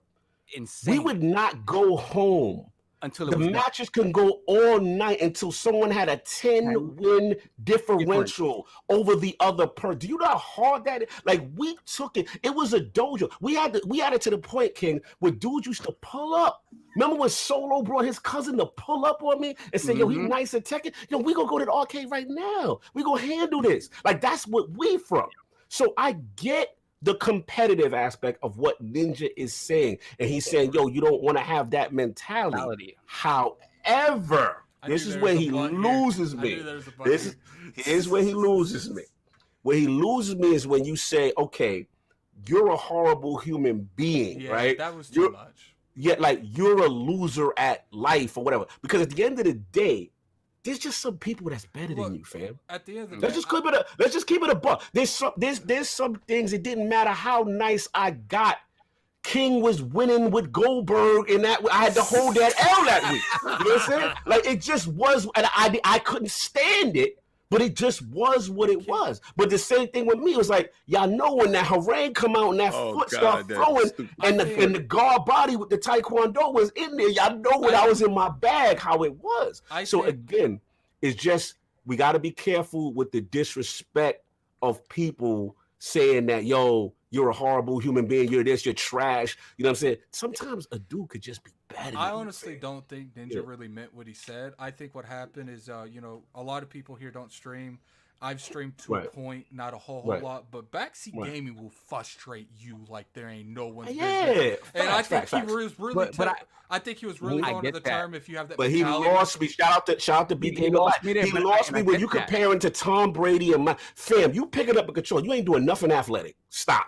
No, you ain't like I think he meant it from a term where sports to that. I think he meant it from a term where you go up to Tom Brady just after he lost the football. Yes, mentally. The Super Bowl, and right after he won, he's walking in and he's like, "Dude, it's just a game. It's not just a game. We just lost the Super Bowl." Like, I think he meant it from that perspective. He didn't mean it like any kind of sports related thing. I struggle with the comparison. I'm gonna give it back to yourself. I can struggle with the comparison to someone who's an athlete. Right, physically playing baseball, boxing, MMA, whatever. But at the end of the day, the esports dude that picked up we really compare. We got to be careful. I don't think you can compare them like apple to apple, but I do think you can compare them mentally. Like mentally, mindset. Mindset. You just people, the sports athletic people, they train all year round for their sports. Ninja, he plays Fortnite hours upon hours, and when you get to that high competitive thing and you lose that, because let's be real here, Ninja's almost every time Ninja is put in a position where he has to, he chokes. Let's be real here, he chokes a lot. And he's getting tired of people in that chat be like, it's just a game, because I don't know if you guys seen Ninja flip out, but it ain't fun. It is not a pretty sight. It's loose. He is definitely on a different aggressive level when he loses than I've ever seen any professional athlete. So I got millions of dollars on the line. Yeah, exactly. And that's the thing. Like, it's different for him. The stakes are different. This is his livelihood, right? So to have, when you talk about that competitive nature, once you have that extra level put onto it, where now this is how you live, right? Regardless of how much money he makes. Look, beats games, life. Ninja is not in the Super Bowl. He's just playing for tips. Look, let's not act like he's just playing for tips. He's playing for recognition. He's playing for the Fortnite community. Dancing for tips. He probably makes more money in that stream than most of us make in a year. My man Jonathan B with the final answer, he said, "Don't let these kids go down the wrong path. My cousin threw my controller one day and broke it. I proceeded to put hands and feet on that man after." Hands and feet. Did you just say feet too? God bless. Shout out to Squirrely Dead, the kid my homie. He said, "I wish I grew up with yo fam." Squirrely, it was real, man. Gas off. I interrupted you. Gas off. No. But the thing is, my thing is like, guys, you don't look at what you put down on Twitter. Like, how do you? I don't like this rage. I don't like rage tweeting. Like, I don't understand rage tweeting. Look at what you put down. Like, obviously, in the moment you do it, you know you messed up. And what's funny is not only does he records it, and I'm sure he watches it before he uploads it. And then he uploads it, so it's even twice as bad. Like, it's like, look, like at the end of the day, I agree with what you said, Ninja. I do, but you cannot go as far as after that and saying everyone's a loser. I don't even think he was thinking people of that mentality are losers. I think he was having that mentality like, if you don't have a competitive sport, you're always going to be a loser. And I think that he said it in the wrong terms, and that's why people attacked him over it. You have to like, dude, you are a giant figure on Twitter. You have to be more. You have to be more selective on what you say. And this is the thing. Even if you feel that way for real, Keep it to your Keep damn that to self. yourself, man. Keep that to yourself. You can't tell somebody, yo, they a loser at life. And, Well, you know I what I'm mean, saying? I Like, understand what he's let's go, saying, but King. he has to stand on his square. So I if feel that's that. something that he said, don't backtrack off of it. Stand on your square. If you felt that the dude is a loser of life for going at you and you feel that you win, and stand on your square. But if you're not willing to stand on your square and back those words up, don't say them. Don't tweet them. Don't put them out there. But that's the thing. He didn't say, if he said it directly to the dude and they had that interaction back and forth, cool. He made a general statement about he said, well, you know what? Then he feels that he's superior to individuals, and like I said, pride before the fall. That usually happens, all right? But we also got to look at the longevity of these streamers. We don't know. We can't quantify how long they got. We can quantify how long football players got and how long baseball players got and stuff like that. We can quantify that because there's a formula for it. This formula right now is uncertain. So he doesn't know how long he got. He doesn't know if he has a year left in this. He doesn't know if he has 6 months left in this. He doesn't understand when it's over. But when it's over, it's very hard for a lot of these YouTubers, streamers, dudes to recover because they didn't go down to a different path. You start seeing them doing weirdo things like Ninja doing something else on some reality show, you know. So weirdo things. Yo, so he's staring at his mortality, to be honest with you. So he doesn't know at that point in time, if let's say he lost the match, right? He doesn't know if that is the trickle in of what's going to lead up to next, because it takes it's a domino effect. After it takes one. Because didn't you tell me some dude beat him and it was horrible? Like Addict told me he said, oh no, that dude like beat him, and I said, you know, it's little things like that in that area. And you know, Ninja said multiple times, you know, when I have to give them the respect, because a lot of people don't like Ninja. I don't really care to like him or not like him. Like he's just some person that's really good at Fortnite, and I hate Fortnite, so it doesn't really matter. But that's how I look at it. You know, I gotta respect him because he is one of those people that he didn't go out and get a coke addiction when he started getting money. Like he legit. I don't know this. I don't know this. Allegedly, Review Tech did like a really detail on his life. Like the dude invests right. Like he's set. So do you mean he's gonna come out and put coke on the table and just be like, "Yo, what's up?" Yeah. I mean, he might do coke and we don't know it. He might be a coke secret head. Listen, what he does in his background is his business. I don't know. I can't say for certain he didn't get an addiction or whatever. What I can say is this, right? I'm gonna say this part. I like his moves. I like the move that him getting a bag. He stepped away from one place to go get a bag going over because the mortality for these dudes is very short. We don't know how long he got. So what he's doing, he's capitalizing on his thing. But when he says somebody's a loser at life, this is the mentality of these individuals right now. You know, but this has been going on forever. Don't you think that you're winning in life when you're doing good? I think he's burnt out. He, in all sense, after this Mixer thing happens, because I'm assuming he's obligated to stream on Mixer even if he quits. So I'm assuming after this Mixer deal's over, I think he's out. Like he's out of streaming entirely. At the end of the day, for me right now because I don't watch him. So I don't watch him either. At the end of the day, he built his brand. I got no hate for anybody building a brand and the success the man has. That's not where I'm at. Where I'm at is, again, horrible human being, and then you're calling these people lazy human beings. Like, anytime you put yourself up on the line, ain't no laziness with that. You know what I'm saying? Two men step in the ring, ain't no laziness with that. So that part, he lost me with that. You know what I'm saying? And again, I understand the mentality. Good point. That's something that you would expect PewDiePie to say, like some random stuff on Twitter. Know this stuff. So this stuff is so foreign to me. This is cornball stuff. This is cornball talk. Okay, let the cornball talk. Calm down. No, I'm not calling you a cornball. I'm saying this is cornball talk. All I'm saying is the dude got to be more selective what he says, and he can't be saying everything he thinks. So we have to move on to Dreams. We move on, man. Dreams solved. Let's wrap it up. Yeah, real fast, man. Like, real fast. Yeah, you're really gonna be the only make your dreams happen. Shout out to Christopher Hart. You know, this is what they did. They buried the dreams at the end of the podcast. This is what I have to deal with. We will let you go. The dreams gets the shallow grave. Look. No, but yeah. Honestly, I wanted to. I didn't mention it to Jason last week, but I would have liked to have known. If he had played it, what he thought about it. So I mean, from the perspective of just a product, right? Yeah, I know you told me. From the perspective of just a product, right?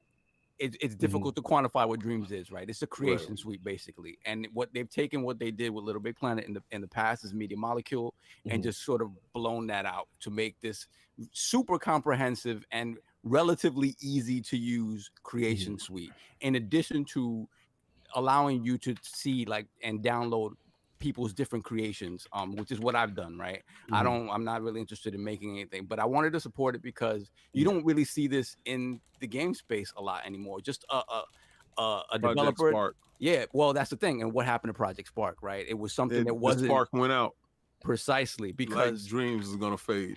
Well, this is the thing. And this is where I said I kind of agree with you, right? I think as a product, I think it's fantastic that it exists. I think it's fantastic that Sony supported them to this point. But and shout out to Colin Moriarty because he's been talking about this for a very long time. He's like, I don't know who it's for, and I don't know how it makes money, right? Shout out to Shroom King. He said, "What's dream? Because sleep is the cousin of death." Yo, with the Nas ball, my man, Shroom Kingdom. Wow. I'm sorry to do this to you. Everything Solve's saying going in the bushes. everything about Dreams is going in the bushes. This is what. See, this is what. Yeah, I'd rather talk about. This is why it's at the end of the podcast. You rather talk about dumbass ninja and whatever. Listen, games. Woo. And about games and Dreams and playing Dreams. But this is the thing. I want to support because I know, regardless of the 90-91 Metacritic, which you can't deny it. You cannot deny it. This is almost 40 reviews. Okay. Let me ask the chat. Everyone in the chat that bought Dreams or plays Dreams, put a 1. Everyone that didn't buy Dreams or not playing Dreams, put a 2. I'm agreeing with you. I'm agreeing with you. You're arguing with yourself. You know? I'm just curious in the chat. No one's arguing. I just want to see the chat reaction. That's all. Why are you making it something it's not? I'm not arguing. I just want to know what the chat's playing or not. That's all. I'm talking about. You took something that I literally just wanted chat engagement and put a cherry on top of it. But I'm talking about the creative aspect of it, and you're immediately talking about how nobody's playing it. Nobody's playing it. I said nobody's playing it. Right. He's agreeing with you. Continue, son. At the end of the day, I don't know who it's for. The community, everything, all of it is fantastic. I don't know who it's for. I don't know how it makes money. They were trying to get like real developers to actually make games in Dreams to sort of bring up popularity for it. Nobody's really biting. Nobody's really biting. We don't like your engine. We don't like your stuff. Yeah, but you make your game. God bless. Is it the Metacritic phenomenal? Isn't it doing really well right now? The Metacritic it's like an 89 or 90. Yeah, from the 35 people that purchased the game, they love it. That doesn't have to do with who purchased it. The Metacritic is the scores of the critics. The critics, right? That played the game. I'm gonna tell you this right now. There's a strong chance that this has the highest Metacritic out of any of their exclusives this year. Wow. Including last. I mean, what other exclusives came out this year? Well, it started at 94. Now you said it's at 89. So you're saying it's going to beat Last of Us? Yeah, it could be Last. I'm gonna tell you this. Saying it's going to have a higher Metacritic score than Last. I'm gonna tell you this right now. Fraud alert. Last of Us is going to rub some people the wrong way. I'm gonna tell you why. There's many people who feel that game did not need a sequel. And if 2 doesn't live up to, or forget about live up to, if it doesn't pass the first one, it's gonna pay for it in scores. I feel you. Sure. 100%, right? I feel you. That is true. It feels like a cash grab. Oh my god! No, I mean sequel to arguably the great. No, the reason why is, and I agree with what his statement is. His statement is saying that it was an all-encompassing story. Even if they had the DLCs and stuff like that, it was all-encompassing. It was done. Now to expand it, it just seems like it's kind of I don't know how they're gonna do it. I don't know where they're gonna go with it. I don't care. I just like good games. So when it does come out, I'm gonna support it. I'm gonna get it. Whenever they do release, the release date or the price point or whatever they do, whenever they decide to talk about their games, then I can just purchase their games or show their games or be someplace where I can get my hands on this game. So I don't know. Like I think he's on to something, to be honest with you. Shout out to Stitch with the $5 super chat. Dreams is what you do when you drink half a bottle of NyQuil. Bushes. Out of control. Let's get Madz. I want to get Madz into after this. For sure. But I'm gonna say this: I don't want to hear ponies out here. So it's funny because nobody wanted to rep this game. It gets a 91 on Metacritic, and dreams, this frauds, straight up frauds. Support it. Just like the way you're supposed to support Concrete Genie, the way you're supposed to support Medieval. Support it. Hold on. Shout out to Brad with the Brad, we got a $5 super chat from Brad. Come on, guys. Dreams is like Honey, I Shrunk the Kids and Bleeding Edge. It's a passion project for Media Molecule. What else is Media Molecule making right now, Brad? Anyway, Madz, you have to put that in the chat. What else are they making right now that this would be their passion project to compare to that game? Let's get Madz in, man. We gotta get Madz in. This they project. What do you think about? What do you think about Dreams, sir? Yeah, I mean, Dreams. I would say that it's a game. I mean, I know that it's not like a proper game, but I would not consider that as a professional tool for developers, right? And like you guys mentioned that Sony was trying to, or Media Molecule was trying to sell it as a tool for developers to create proper games. I think I look at it as like a basically Project Spark 2.0, yes. Right? I mean that's what it's all. Now here's the thing. Now how they could actually make money on it is that if Media Molecule basically stay and support the game. I mean, like that well, it's not really a game, right? But if they use it, right? If they imagine a dedicated team, right, that would actually put like quality content, right, and maybe monetize it somehow, they could actually make some money on it and stuff. Because Madz, let me ask you this question. I don't think that fans' creations are going to be enough to really sell this. Precisely. Yeah, and this is where I bring in the smoke that these guys like talking about, right? In the way we've talked about, Sony looks different now, right? Right. Does new Sony have space for just passion projects, like a Media Molecule, in supporting it? Like, if you think about it, Dreams came out, fantastic critical reception, not a single advertisement, not a single commercial. And this is something that it's funny. The developers themselves talked about the game and said, well, this is a game that it gets its popularity from word of mouth, right? But how do you not have a commercial on TV for a game that is this critically praised, right? Why would you not want to put it out there, right? That's one. Secondly, why would you not put this game on PC day and date? This is there's any game that should be on PC. If there's a community that likes messing with stuff like this, it's the PC. Did he say just put a Sony IP on PC date and date? You trying to blow the internet in half? Like I said, I wasn't gonna bring this to the table without a little bit of smoke, right? Like this, got some smoke on it, boy. That's some smoke. Yo, Brad is stupid. Yo, Brad with the $2 super chat. I'm bending the knee to that super chat. Fans can create the PlayStation 5 reveal. I am dead. Yo, somebody do that. Somebody gets one of those people to do that, man. At least Dreams can give us what we want, since Sony dude, can't. I'm sure it's in there. Like because of like the long sort of beta period or whatever. Like there's thousands of creations in there. Some pornographic. Some wow. I wouldn't have nothing to do with that. King, what do you feel about this, sir? Dreams. You know how I felt about it. I didn't purchase it. All right. I'm not into making games for somebody else. I'm just not into doing that. Yeah. I want this. It's completely selfish. I purchase a game to play a game. I don't purchase a game to make a game for the community. The hell with the community. I'm gonna keep it real with you. You're not getting King's creation. You're not getting Fight Night 5. Well, I'm not giving it to you. BG said the same thing. He's like, this is Sony's way of stealing your ideas. Yes. Y'all savage. Yo, I'm looking at this whole thing and I'm just like, wow, they really did this.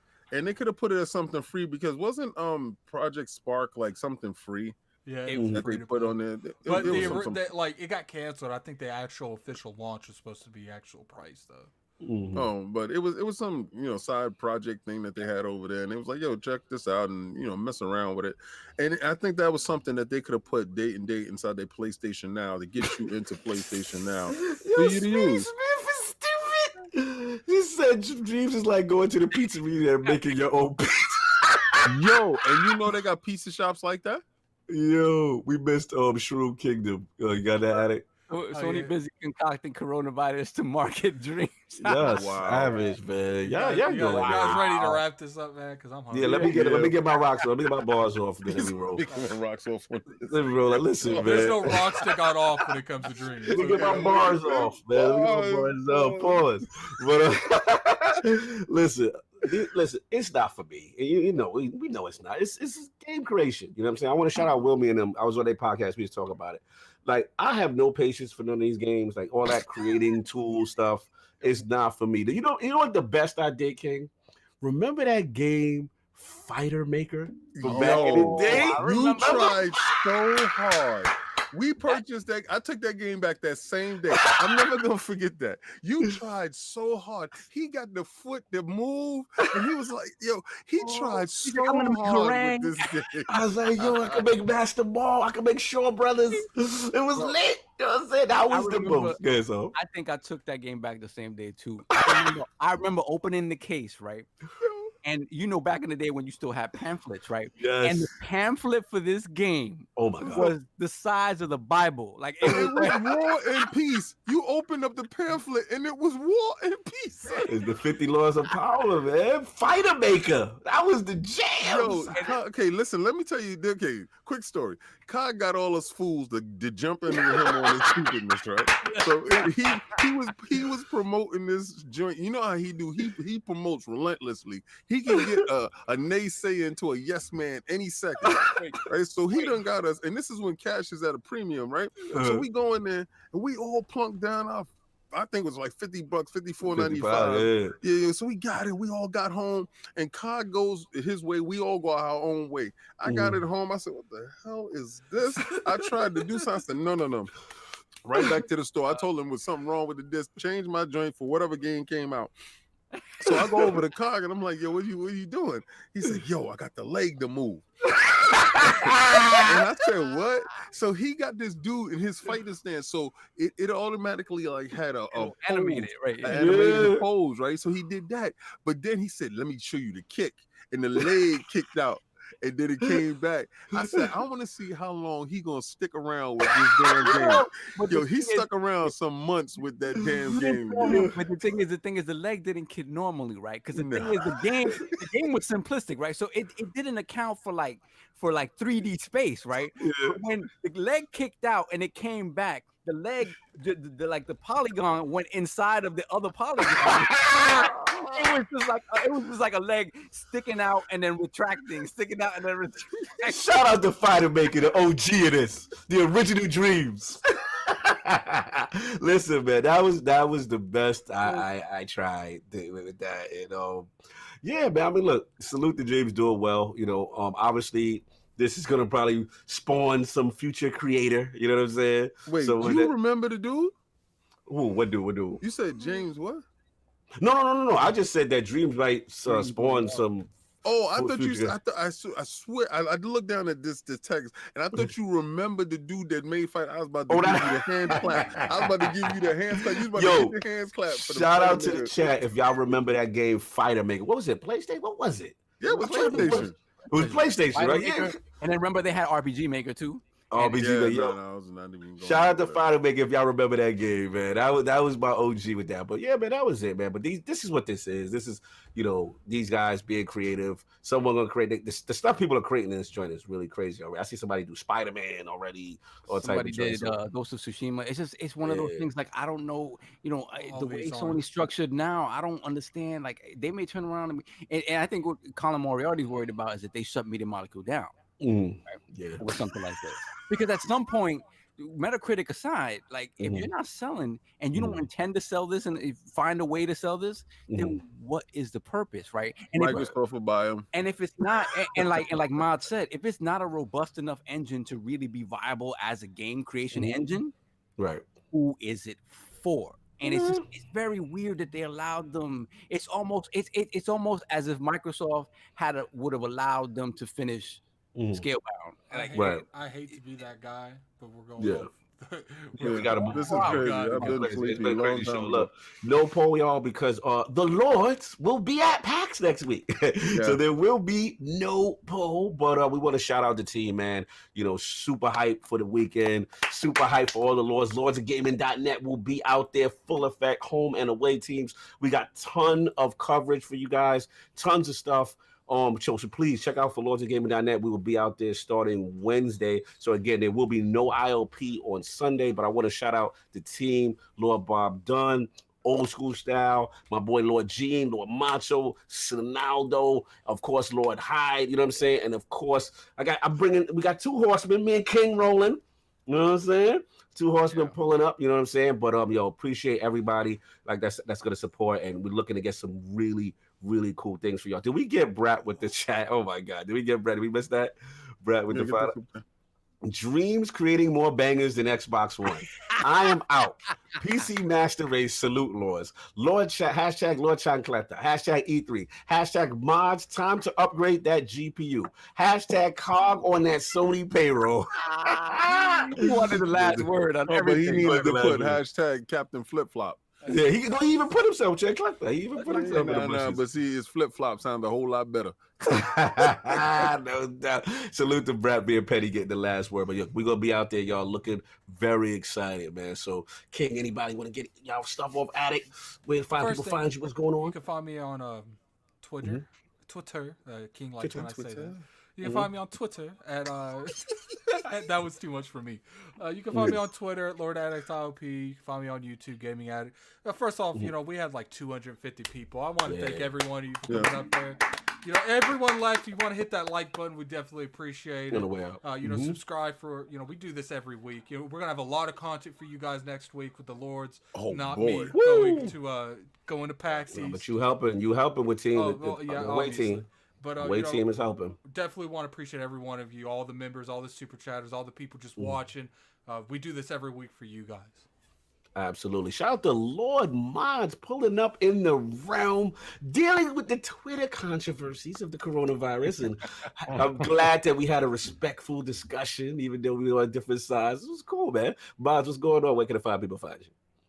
Well, you can find me on Twitter, Madz Gaming PL, and YouTube, Madz Gaming. And as always, always nice to be here, talking about games, technology, and the PC Master Race.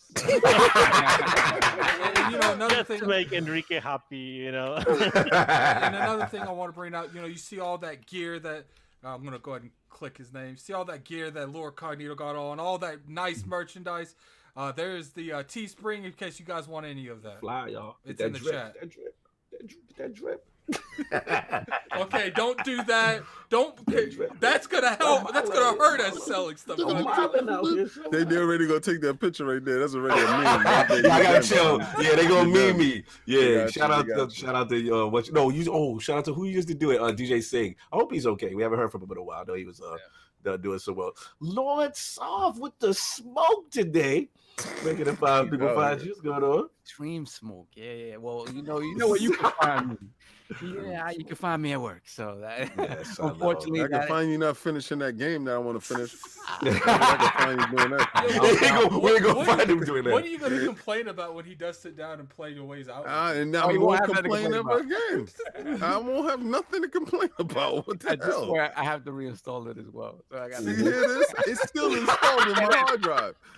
Put the fraud alert for Saul. This is too many weeks. Addict, get him. Addict, I got fraud alert for Saul. Thank you, Sif. Continue. I installed the game that I still got installed.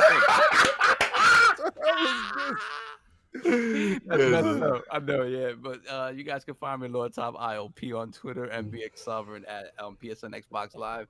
Yeah, man. Really sad not to be able to go to PAX East this year. Last year was fantastic. Just interviewing different people. The PAX East show floor is like nothing, no other sort of event. I just want to say I'm so proud of you guys, man, of everything that's been accomplished the past year. I'm so mad at myself for not being able to be there, but you're gonna be back. Yeah, man. Our video was at 40,000 views, bro. You're the highest ILP view because of PAX. Yeah. Shout out to Sexy Biscuit for that. Yeah, so proud of you guys, man. I know you guys continue to do great things. I can't wait to see what comes down the pipeline this week because everything. No doubt. Lord King, I think this was the most anticipated combat talk I have ever seen. I've never seen dudes stay in super chat for the combat talk. I've never seen that. I see people super chat combat talk, but not that much. Not like this. This was like normally people like, come on, move on, Lords, come on. Like they're like, no. We need to talk to King today. Well, the fact that I put out the combat talk, the day before, fantastic, and it did really good numbers. That's a nice thing about it. But it was highly anticipated. The fight was highly anticipated, and also I was talking about it on Twitter. And in that note, I want to go to a sidebar on this. Thank you, Madz, for coming through, my man. Can't wait to catch you in Cali. We definitely gonna chill. I can't wait. But Michael Hollow Metheny, Hollowfield. Hallified TG. Follow him on Twitter. He put a very poetic tweet. It was a series of tweets, so I'm not gonna get a chance to go into reading it, but go follow him so you can see these series of tweets. And it eloquently put the whole fight in perspective. You understand? And it talked about the king and the horse. What's the difference between the king and a horse? And it is a very good read if you get a chance to read that. So let's get to this part right here because I understand y'all see the red, right? And y'all see the red behind me. And let's get that turn the beat around. Did she go right there now? Now this statue KOS is gonna come out on Monday because we're gonna be at PAX and it's not gonna be at KOS this week. But this statue is by Mark Brooks. And it shows Scarlet Witch in all her glory. So get a chance to go look at past KOS. Go to LordsOfGaming.net. You can see old episodes of ILP, also KOS, also Combat Talk, and also The Last Word. Also opinion pieces, also reviews, hard gaming reviews with Addict. There's a whole lot of stuff at the website, and when you actually get there, you're gonna see it's very well written. I mean, this stuff there, boy. I'm telling you, I get lost in it sometimes, and I just have to back out of it because my dad go past. But I can't wait this week, guys. I really can't wait this week because we make our bones in PAX and we respect PAX. Unlike Sony, we respect PAX. I knew that was gonna we respect you, and Sony pulled out because of the fear of the coronavirus or the coronavirus virus or the corona virus, whatever virus they pulled out for. I think it was the pocket eating virus. They pulled out, but we'll be there, gloves on.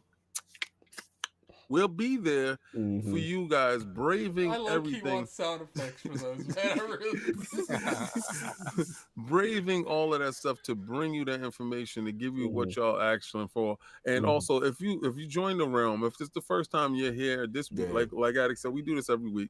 If you join the realm, you hit the join button. We're going to be releasing a lot of those videos of those games from PAX next week early for you guys.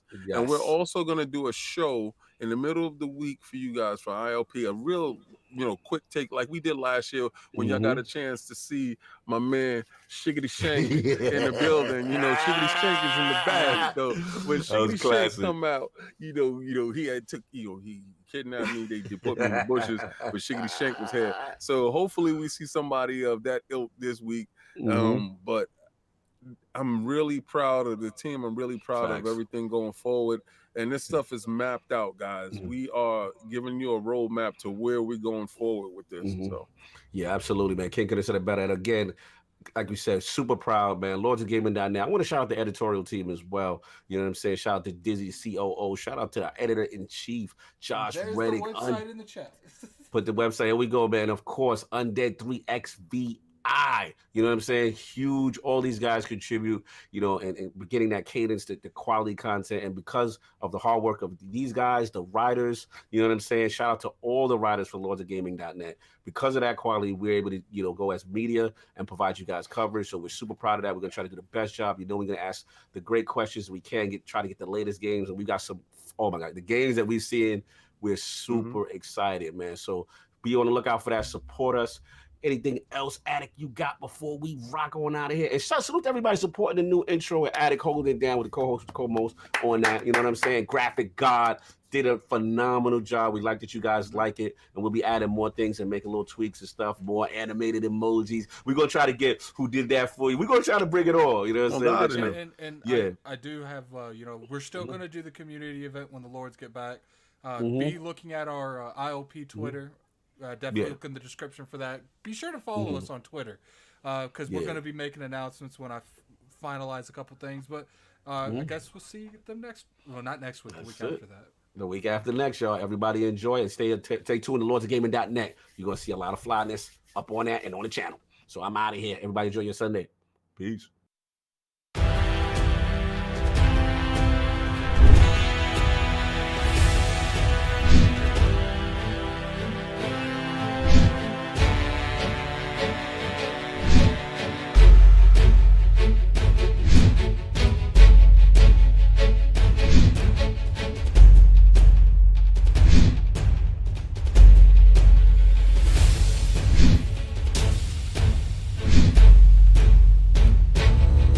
you